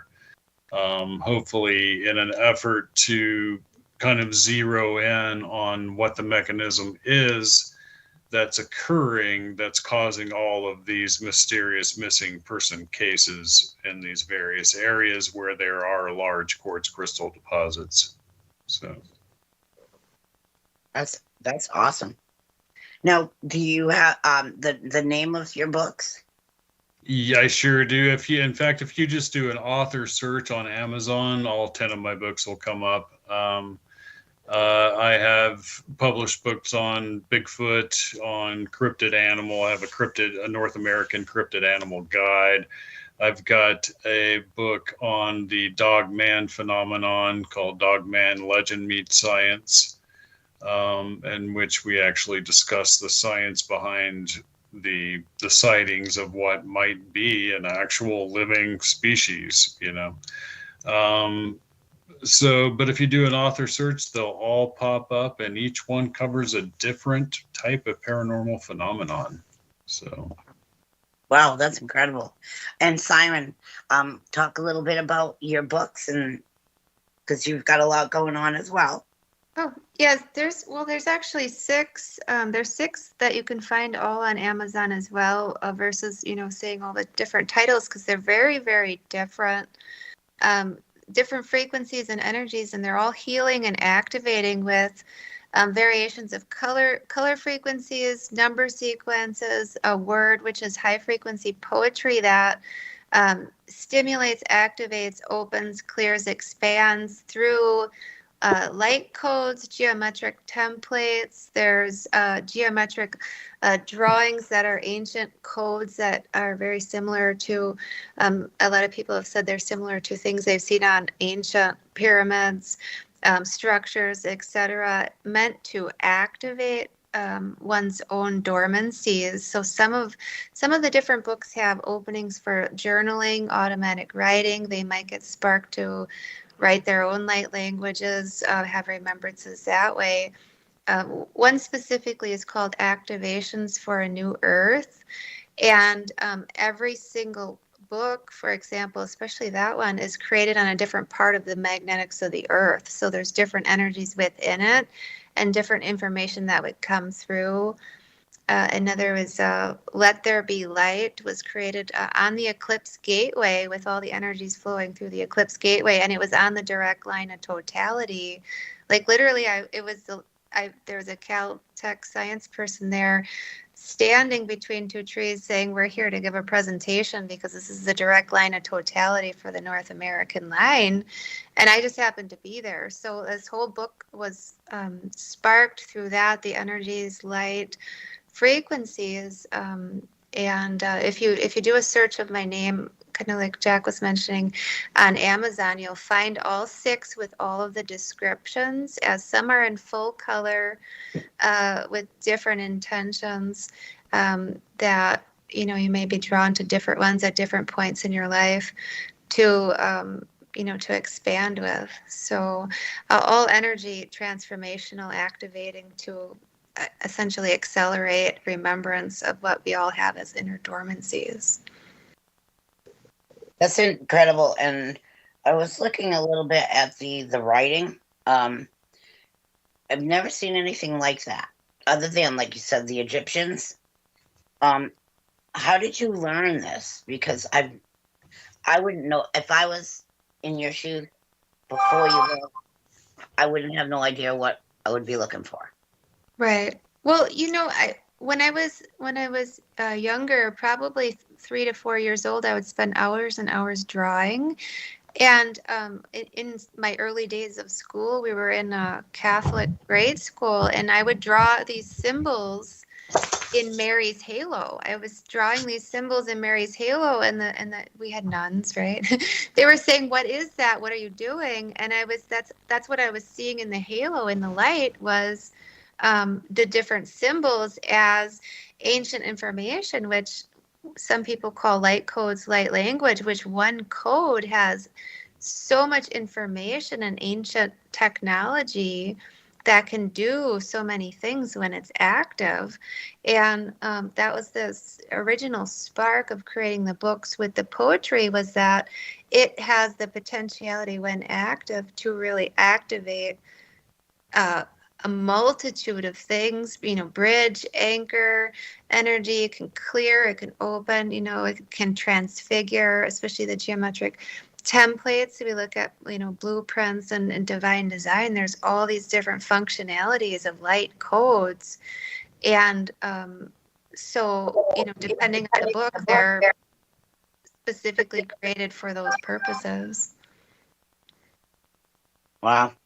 And Jack, have you ever experienced anything of like what she's talking about? Because these codes that she's talking about, because I've never heard of them.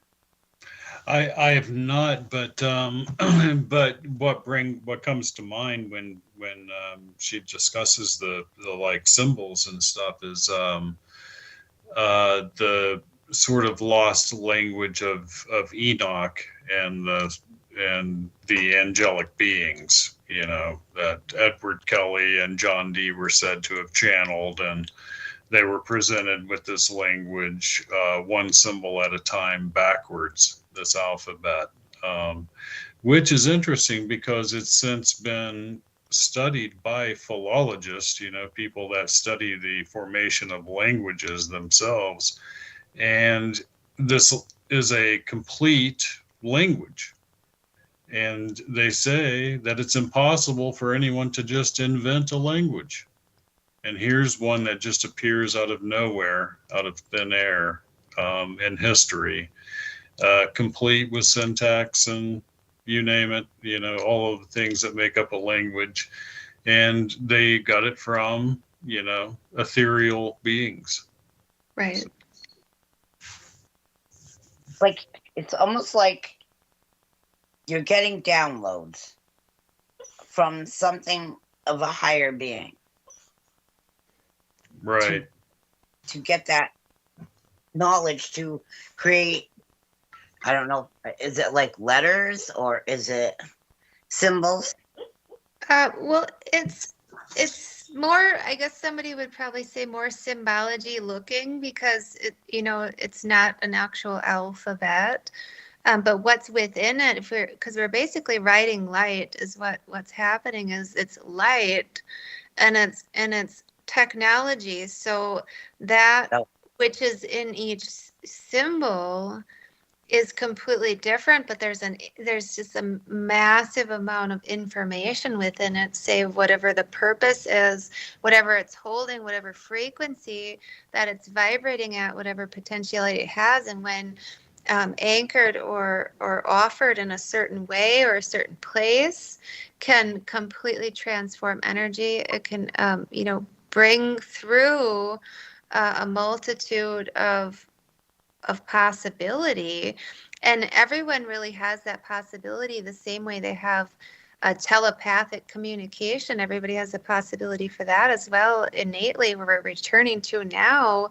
But essentially, light language or light codes is a soul to soul transmission that is felt, like that sensation that's felt, not necessarily like translated sentence to sentence, but it'll have an intentionality to it, or how somebody's experiencing it, whether they hear it or they see it. It comes through hand movements, etc. There's a transformation of energy. There's an anchoring. There's and a lot of like these ancient structures or buildings, it was encoded in a way that it couldn't be deciphered to keep it pure, at the right time to be released or to be reinstated, when the consciousness of the planet and humanity was able to not invert it, because a lot of these things were inverted when the technology was brought out, and then it was misused or created in a way that was not ideal, right?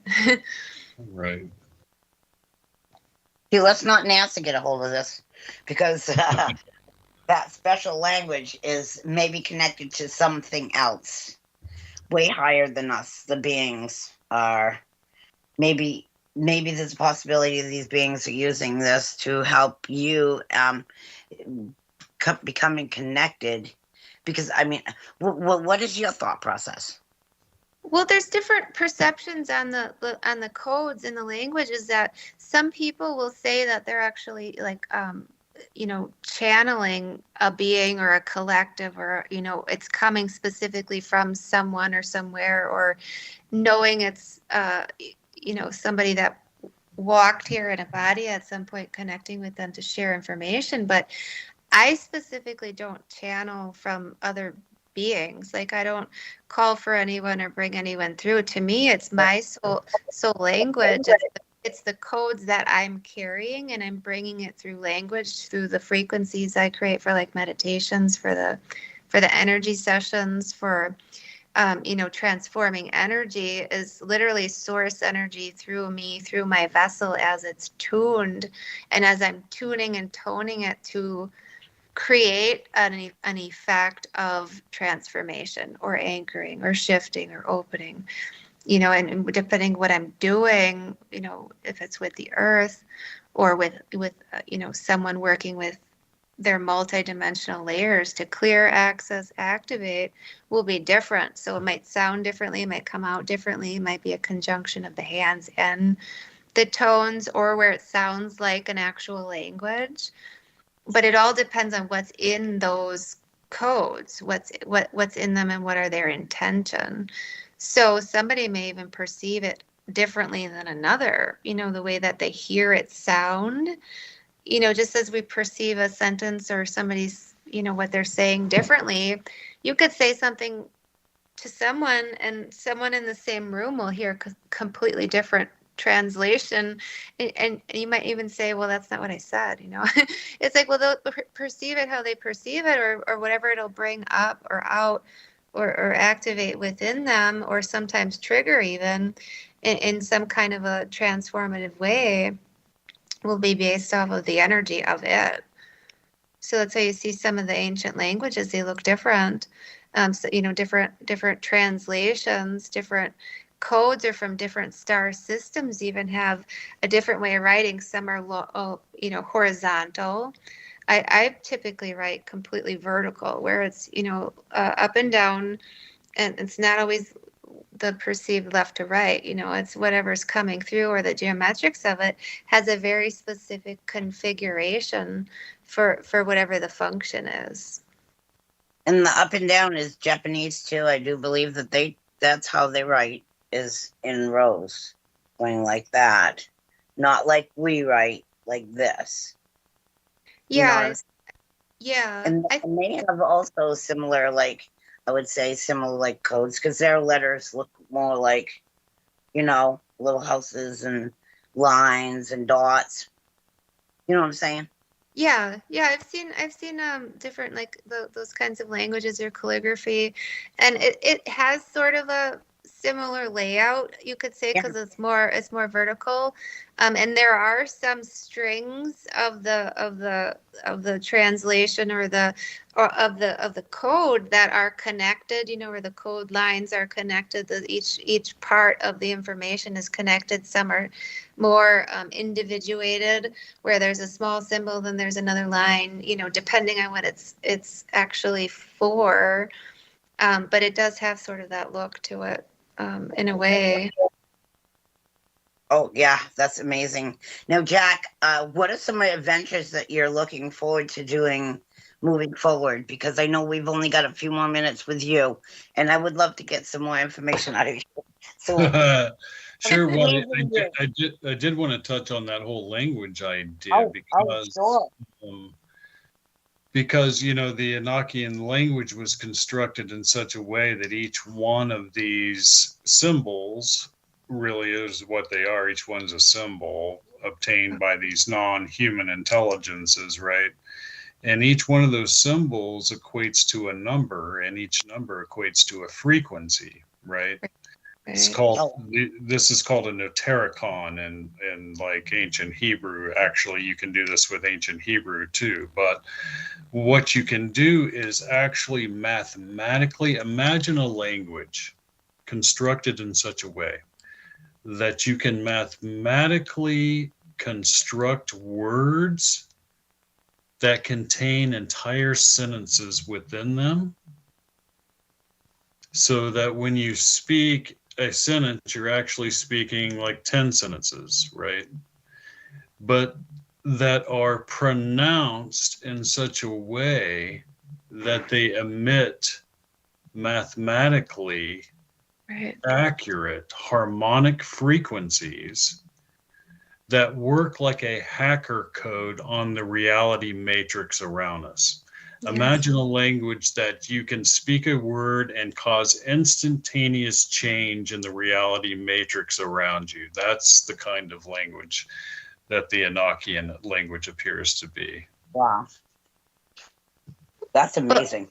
That's the potentiality of that as well. I mean, it has to be activated and intentionalized in that way. Otherwise, it's just like people talking with no energy in it. It doesn't really do anything, right? But it's the aware, when you come to the awareness of the frequencies and how you're imbuing that, then it has real transformation potential. Absolutely. And you asked the question, what I'm up to these days really is preparing mentally, physically, spiritually for the changes that are about to sweep through the planet and humanity in ways that are really going to take your breath away. Do you have any advice for people that are unaware? Yeah, I've been telling people, this is the future few months, and really going all the way into like 2027. We can describe that as the end of days as we understand our concept of time, right? And really, there's only a few things you can do, because this isn't a bug out situation. This is a bug in situation. And I've been encouraging people to sort of learn how to sort of fortify their homes, find a space within your home, turn it into a Zen, garden-like meditative space where you can retreat from the chaos waves coming from the world, because it's going to be pretty turbulent on the old great space roller coaster, as I like to call it. And we have to remember that there's, in my circles, we call people that are not really initiated into this understanding that we all share, normies, and the world is full of billions of normies, and they live in a carefully constructed illusion with white picket fences and the whole thing, and all of that's about to get ripped out of their hands like a little security blanket that a baby's holding, right? And that's going to be a lot of change all at once. And so it's going to be important to kind of find your own safe space.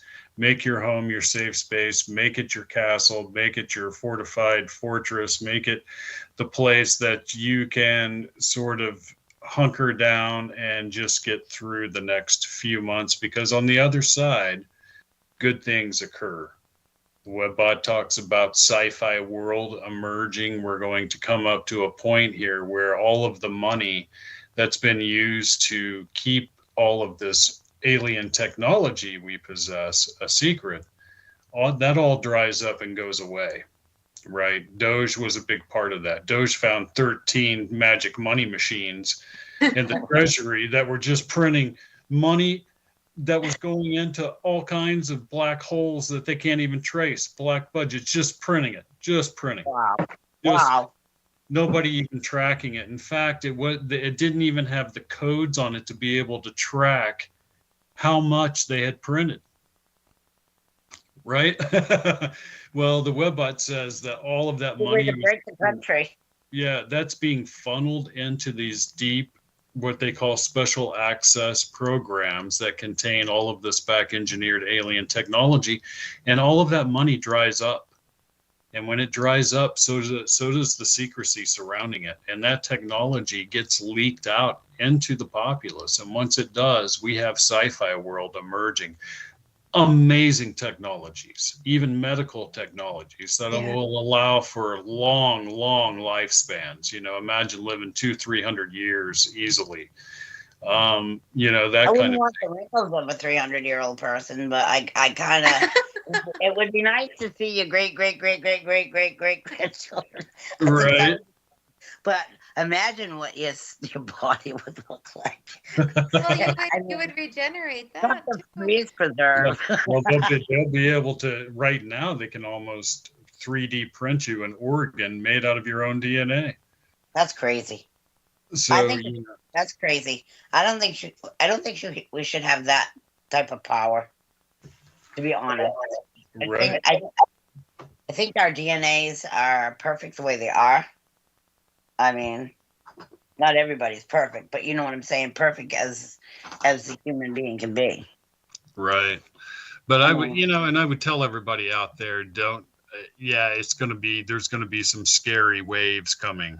There's going to be some scary waves, but on the other side of those waves are good things, because we throw away all of the old castings of the old age, right?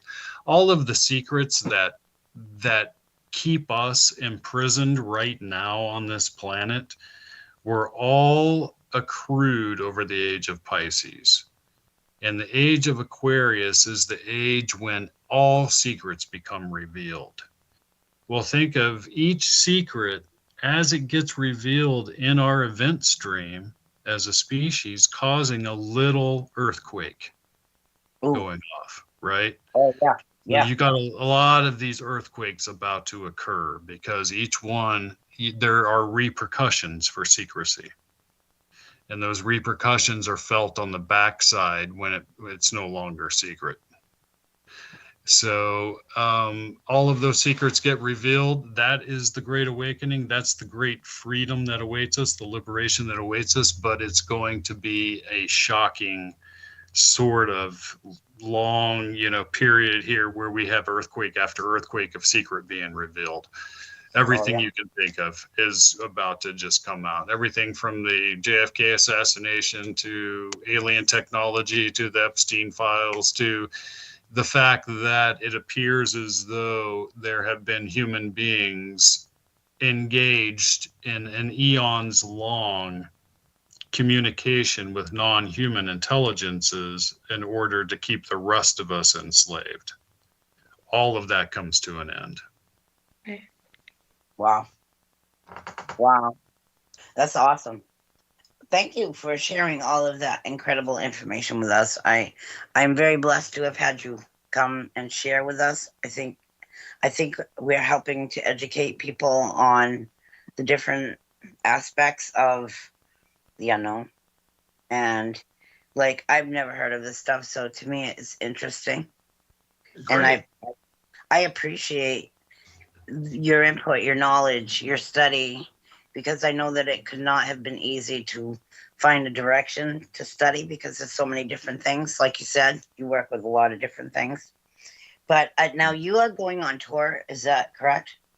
No, I'm not going on tour anytime soon because of the next few months. We're hunkered down here now. I hear you. There's going to be some stuff happening. We don't want to mess with that. Yeah, I wouldn't advise travel if you have the means and ability to get away from highly populated centers. That would be advisable. The webbot does say, and I'm not an economic guy or a financial advisor of any kind, but it has for a long time predicted that the metal silver, which is utilized in all the high technology, right, will become, it will become what it phrases unobtainium. So imagine a metal so valuable that it's literally unobtainable anymore. Like it goes on parity with the price of gold. And then it really takes off because the silver market, and I'll leave you guys with this, the silver market for the last 80 years has been manipulated in such a way that these banksters have been able to write derivative contracts against their manipulation. Derivative contracts that literally go into the many, many trillions, even hundreds of trillions of dollars. All of that comes to an end. Their ability to manipulate the silver market ends, and when it ends, all of that comes back to roost. And that is the absolute end of the petrodollar and the debt system as we know it. So we have that to look forward to. Yep. We need that now. Yes. It's coming. We're going to have real money soon. Oh, wouldn't that be something, huh? Mm-hmm. Wouldn't that be ironic? We finally, people will be stop the starvation, stop the homeless. Well, as best as we can. But and then maybe they can fight against the drugs because that's killing people left and right. I mean, it's sad, but like all of us have lost people to fentanyl. All of us. It's so close. You don't think it's real until it's in your circle. Till somebody actually usually young, dies in your circle. So hopefully all of this benefit will help to heal all of us. Absolutely. And I foresee a time. I'm a firm believer that people utilize those substances because they're treating the pain caused by all of the secrets that we've accrued over this past age. All of that comes to an end, and I think when it does, the need to try to kill the pain will also come to an end because we'll have a fresh, new, actual understanding of our reality and the nature of the universe itself. So that's amazing. Thank you, Jack, for joining us. Thank you, Debbie. Anytime. I appreciate it. And I hope you guys have a great day. Thank you, Jack. You too. All right. Bye. Thank you. Bye. Isn't that amazing? It makes me think, like what direction should we be moving in, Siren? Like, because of the energies, and you know so much about the different energies. If somebody like me didn't somebody like me, but I don't know nothing about it, and I'm just interested in learning. Well, how would you, or what direction would you take somebody in that is interested, but yet they've never thought, like, how do I go about learning? Right. Well, the simplest way is tuning into yourself when you're still, when you're in stillness.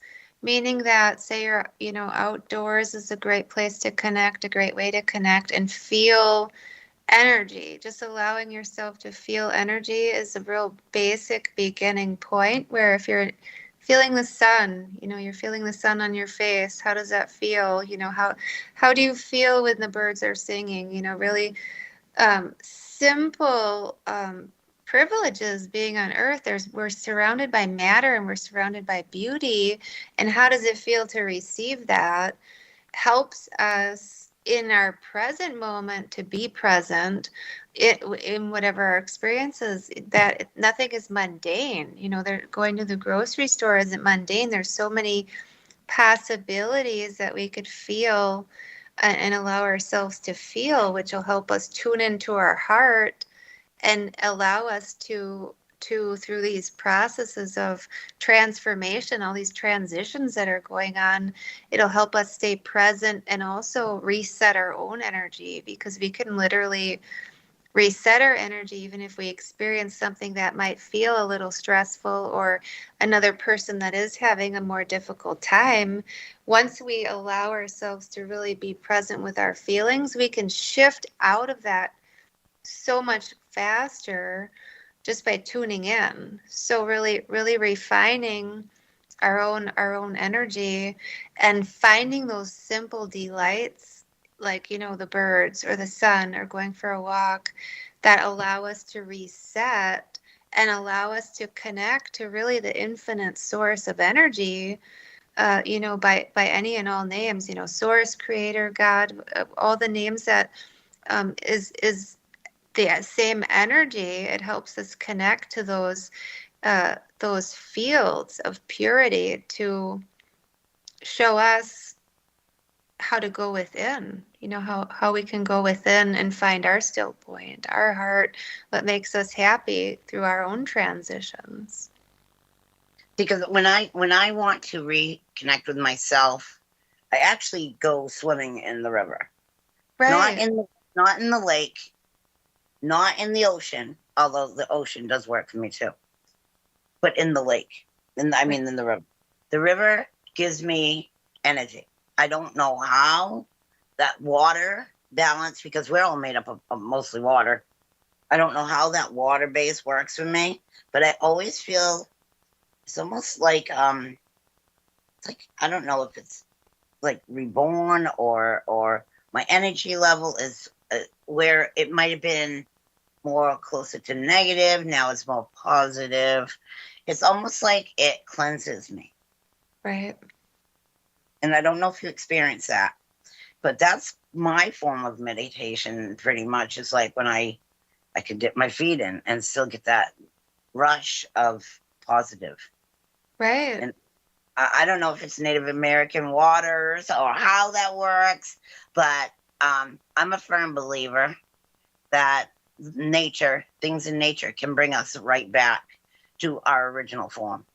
Oh yeah, it's a primordial energy, and it has a memory. You know, water, we're filled with water, and there's a memory, there's a harmonic, there's a tone, there's a frequency, and if we're in the water, that sheer movement or the ripple or the sound of water is working with our system. You know, it's working with our nervous system, it's working with even our brain, our sensations, our pores. You know, everything can be felt there, and whether it's all known the entire details of what's occurring, the water as a conscious element has the helpful co-creation to do so.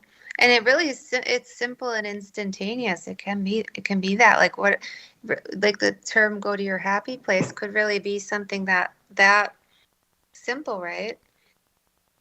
Because we all have one. And Right. and I think that we don't tap enough into the happy place.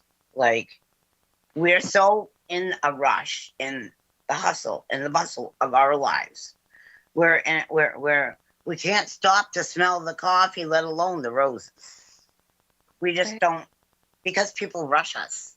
And I want to say most of us, well, not the younger generation, but our generation, comes from a generation where you had to be a little bit slower. That was a benefit to you because, you know, if you are always rushing, you're going to trip and fall. You're going to get in an auto accident. Something's going to happen that if you were just a little slower and you were less worried about, like, I've got to be there in 5 minutes. Instead, take it back a little bit and go, okay, I'll be a few minutes late, but I'm still going to be good. Right. You know what I'm Right. saying? Oh yeah, I mean all of these things that are going on are the opportunity to learn presence again, to come back to the present moment, come back to the simplicity of breath, not be in a rush because nothing, I mean, what happens with a rush? Nothing that's in presence because you're focusing on your next moment, so you're not even in the one that you're actually in. You're planning for the next one. So how will you ever arrive to where you're going if you're not where you're at right now? So it's Yeah, helping. you're jumping lines. You're jumping Right. time. Right. So it's in a roundabout, orchestrated way, this is whole series of experiences is helping everyone to come back to center, come back to presence, come back to intention. What are we intending? Because certainly, however it would feel to be rushed doesn't feel, nice, right? Doesn't feel No, nobody desirable. likes it either. I mean, Yeah, you're not enjoying it. It's it's no, it's and it's just a process. oh, and I think when you're rushed, your brain is not in a place where you're comfortable. You're not relaxed. You're trying to beat the clock, but you're also like you said, the time frame. Things are off. Right. So let's just say everybody take back a step and just be more patient because the generation we grew up in, we had no choice to be patient. Like you couldn't just pick your phone up because it rang because it was at your house. You had to get home to get the phone call. You didn't have an answer machine and you didn't have a maid. So you had to get home and then hope your friend calls back or your business partner or whoever and that you're home enough to catch the call. But there was no like, oh, they're not calling me right back, so they must not like me anymore. People have jumped to conclusions because of this new technology has pushed us in a direction where we don't even think anymore. Like it's thinking for us at all times. Right. Well, the purpose too is coherence, like the brain and the heart coherence, all of the systems, especially the nervous system, where the nervous system gets out of whack and then nothing is communicating to each other within, and then the exterior, all the body, the energy body, everything gets a little wayward.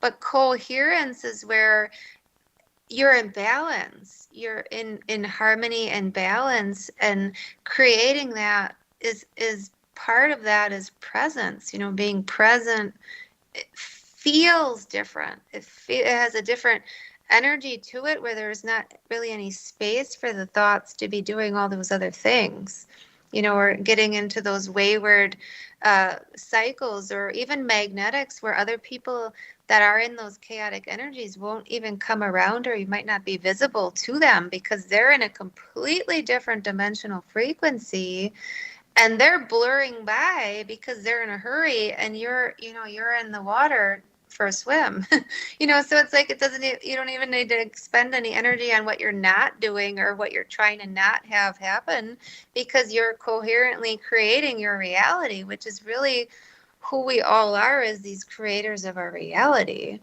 And reminding ourselves through all of these cycles is how to do that, how to harness that, how to create that in a way that's aligned for each soul, why they came. When we dissolve all this other stuff that's so noisy, the distractions, all the confusion, all these distortions that are falling away, then we can come into that hearing ourselves, knowing what we're feeling, like, feeling our intuition, knowing what's right for us moment to moment, instead of a notebook planned full of things that are no longer relevant to who we are right now or where we're going. And I think that people manifest they manifest the wrong things. They want the easy fix. They want to manifest things that are quick and I want to say instantaneous. They see something, they have to have it. So they manifest it into their life, whether it's good for their life or not. Right. How to avoid the manifestations of negative things or things that are just not meant to be. in their life. Right.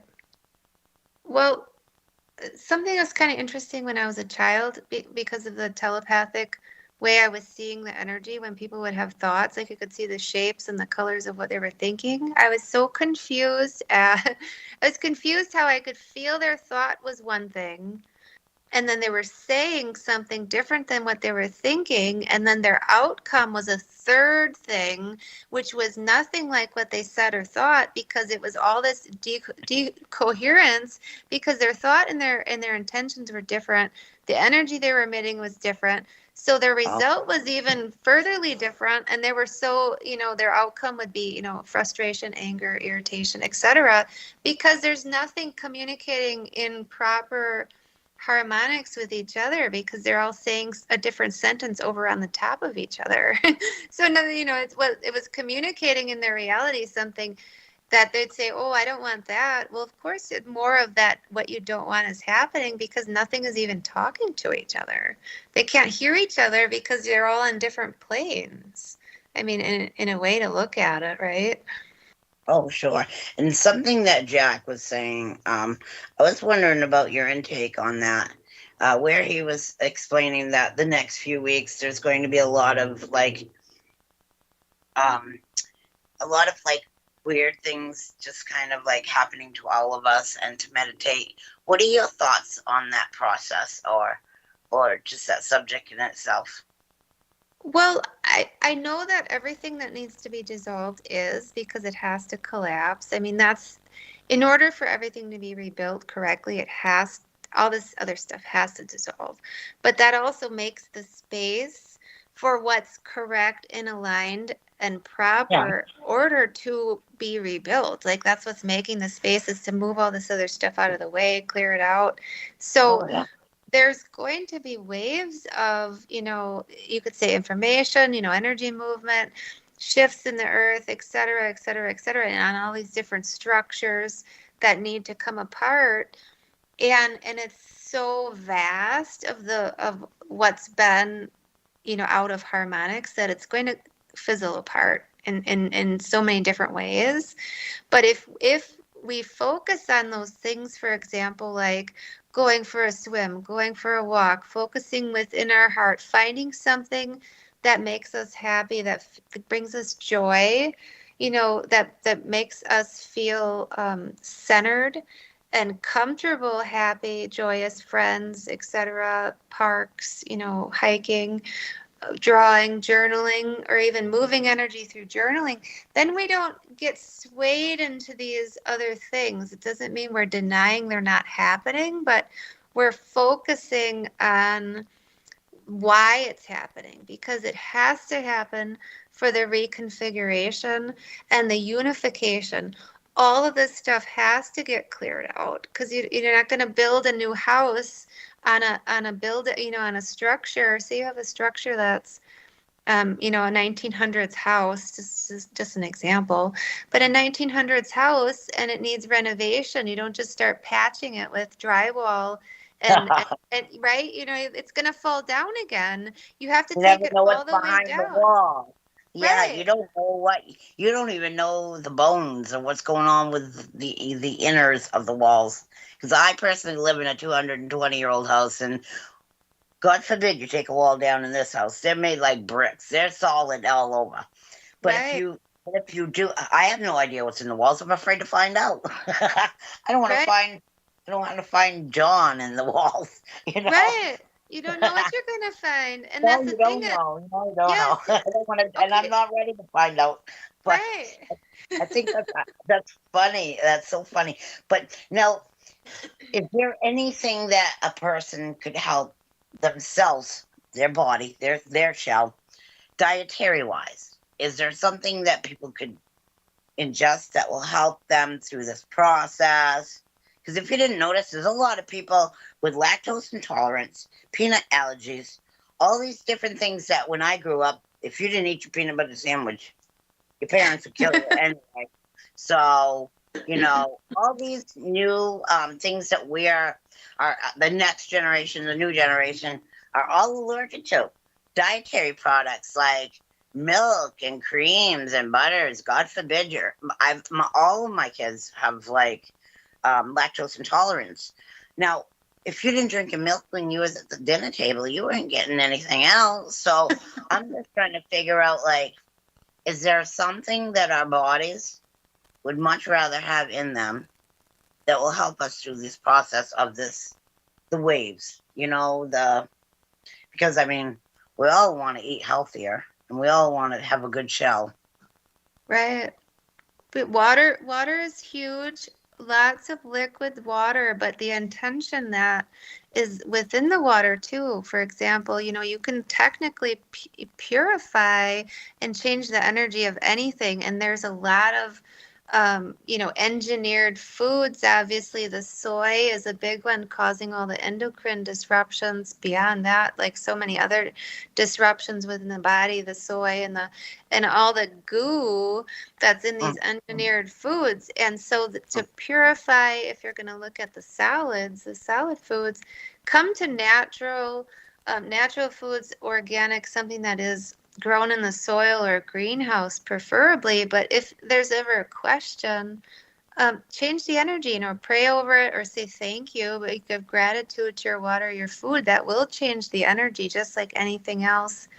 How you are with it before you actually eat it is a huge thing. There's people that'll drink certain kinds of things, for example, and say before they drink it, oh, this is going to kill me. Well, then they'll get them sick. But if they're going to eat a cookie, but if you eat a right, like if you eat a cookie and you're gonna love. Right, you love your cookie before you eat it. Oh, all of a sudden that cookie is the most like delicious delivering of nourishment cookie.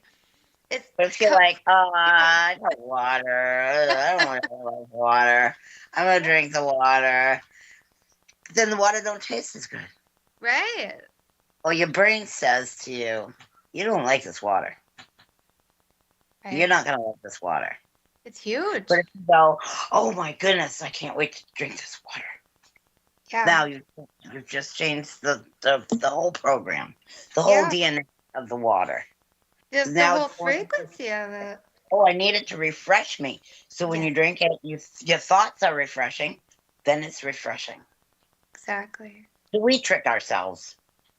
And we have that power in any moment to do that, to really transform anything like that. You'd say, oh, it's just a cup of water. No, it's actually much beyond that, because look at how vast water is. Look at how big your system is, how much water's within it, or your blood, or even your brain, your neurons, your cells, and without getting scientific, because it's not necessary. It's just simple, looking at how everything functions from within to without. It's a mirror. And how are we going to treat ourselves, or if we have gratitude for what we have, brings more of that. Versus, it's just, it's just a bag, it's just a cookie. It's like, no, it's the most amazing peanut butter cookie I've ever had. It's going to be so delicious, so appreciated, so received. Your body will receive it differently. It'll digest it differently. It'll process all of it differently. Yeah, that's funny. That's really great to know, though, because now you got me thinking totally different about, like, what I put in my body. Yeah. Because I think I actually needed to hear this, because, we all at times neglect ourselves, like driving through McDonald's or something, like being able to like detox from garbage in, garbage out. Right. Now, before we get ready to go, we got a few more minutes. Tell me what you're going to be working on, or what your future in the next few years looks like for you. Like, is there some things that are coming up for you? What would you like to be doing? Oh, yeah. Well, very immediately, I guess you could say, is there's a Full Disclosure Now conference in Florida in July. I'll be there as a vendor with my books, with frequency transformative tools. And there's so many speakers there talking about very much similar to what we've been discussing: disclosure, energy transformation, evolution, humanity's emancipation, freedom. And it's also a great place to connect with other people that are doing amazing things. So that's the next more immediate event coming up for me. I'll be there. I'll be there along with many others, and that's in Florida. And have a few other conferences coming up later in February. The Conscious Life Expo. Wow. And yes, Los Angeles will be in Los Angeles in February. So we'll be doing some traveling, sharing information, sharing frequency, positivity, energy, and also, sharing with people how they can be their own transformers of energy, because we all are sound healers. Even though there's tools of the books, the sound healings, the meditations, the energy sessions I offer, it's also to reflect to people they can do the same thing. Yes. I was going to ask you about that. Do you train classes, or do you do galleries or something that brings people to you so that you can work one-on-one? Yes, I do. I do healing sessions, frequency sessions, one-on-one. If they're in a different part of the globe or the country, we can do it through a Zoom call. But that's also why I like to go to events as well, so you can meet others. But in person, through the one-on-one, I have group events that are online and in person on my calendar page, which is on my website. Also shows the upcoming events I'll be at on the calendar page, as well as the description of the books. So there's lots of tools, meditation tools people can download to help them center, to ground through these processes of change. So there's a lot of tools. I like to create different tools for people they can use on their own, so they can explore intuitively how to use them. Now, do you have a podcast? Because your website, I saw on the podcast site, was that podcast that you've been on, or is that like your own? That's mine. Yeah, it's Really? Returning Home, Cosmic and Unity Consciousness is the name of the podcast, and it's not on a radio channel in the way that yours is. It's on recording, and then it'll be on my YouTube channel. So I have, through the YouTube channel, which you can also find on the website, a link as well. There's podcasts, there's frequency meditations, there's attunements, activations, and other roundtables. I like roundtables also, where people can come together and talk, learn together. So we got a couple minutes. Tell people where they can get a hold of you. Oh, sure. Well, my website's kind of long, so hopefully you can put it in the chat box, maybe. It's inner, INNER, like inner within, intergalacticenergyhealing.com. So they can find everything on that website: the YouTube, the Facebook, the events, the calendar page, the book links, how to find the author page through Amazon. They can find everything there. Or if you Google my name, you probably can find a lot of that information also. As it's spelled, it usually links to the website. So yeah, they all have interwoven through the main website, where you can find schedule energy sessions through there, one-on-one or in person. I welcome in person also, and I'm in Arizona, so. Excellent. That's awesome. Siren, thank you so much for coming on. I've had such a great couple hours with you and Jack. I feel blessed. Yes, me too. I so enjoyed it. Thank you so much for having me on. Thank you. It was wonderful. We'll have you back. So that's our show, everybody, for today. And I want to thank you for listening. And join us in a couple weeks. And I'll be having another surprise. You just never know with us. Well, thank you again. Have a great day, everybody. Thank you. All right, great show, and appreciate that. And once I get done with all this, Okay, Mark. I'll take and get this up and out. Well, what I did was I minimized the chat by accident, which took you all off, and I'm about ready to when they kill here, when we get killed here on the chat, I'm going to go ahead and edit, and I should have this up and out by later on this evening. So check here for links as well. Dragus Productions is where you'll find all the shows, including Debbie's. And I want to have her introduced to Nancy. I'll get her in with Nancy. And Brian, I'm surprised Brian hasn't brought her in already with Nancy. Oh my gosh! Since Brian Siren is a gem in a world of rocks. Oh, I love it. And I think that Nancy would absolutely love her content. Yeah, I welcome that. I love connecting with everyone. This is so great. Nancy does a lot more conspiracy now than she used to. When we first started out, Nancy and I did a whole lot of paranormal type shows. But every now and then she gets right back into it, especially when something comes up with, let's say, UFOs or something new and strange is happening in the neighborhood, you know? Right. Right. Well, that's awesome. Well, I thank you guys so much. And Mark, thank you for having patience with me. Thanks, Jack. Yeah, you know, I mean, there was a little confusion at the start, like, what's going on, Deb? Get it together. I told Siren, did I not say my producer would love you? Yeah, you know, I just came in with an open mind, excited to connect with everybody and let it flow, right? I think it went really great, considering we had two different types of researchers. Right. Yeah, and you don't really, I mean, even the paranormal shows don't normally get that. Now, Debbie normally does a mix of shows. I'm glad she's getting back into some of the paranormal stuff again. She's really good with it. And she's probably one of my best hosts that I have.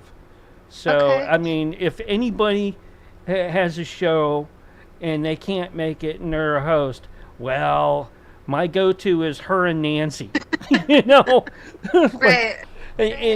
But censorship sucks. To John and Jack are great too, and they fill in, but they don't have that the experience, you know, and and all the other things that you know, time that they've spent with me. So because, you know, like Debbie knows and Nancy knows what I expect out of a show. You know, it's break time. You know, it's break time. Don't you know? Like, we know. As soon as he said break time, I knew it was break time. When I have. Well, there goes that. But stay tuned for more. I am going to change over. I'm going to close out. I'm going to host over to, if you're in Kick Chat, I'm going to host over to Roger Hansen. Roger was restreaming us today. Hopefully Roger will take and have some goodies for us for later.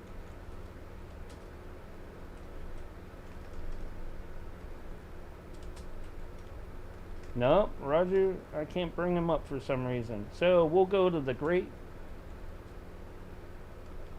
Conspiracy.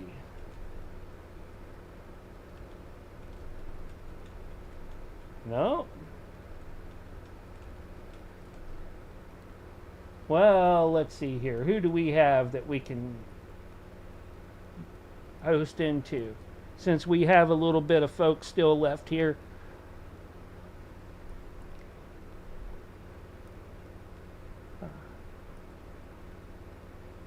I'm going to host over to X Young Zin. Okay, and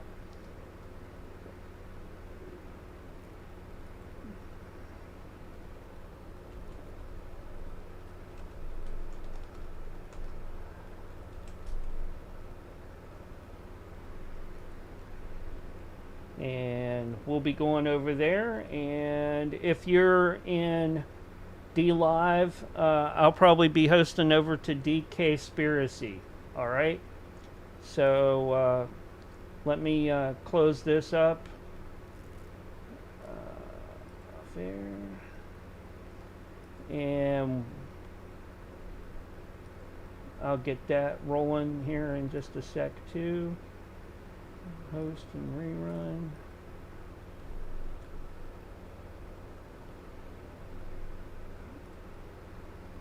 All right. And thanks everybody for tuning in today. We appreciate each and every one of you. Hope you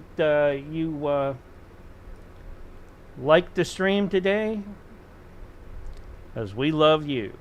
Appreciate it.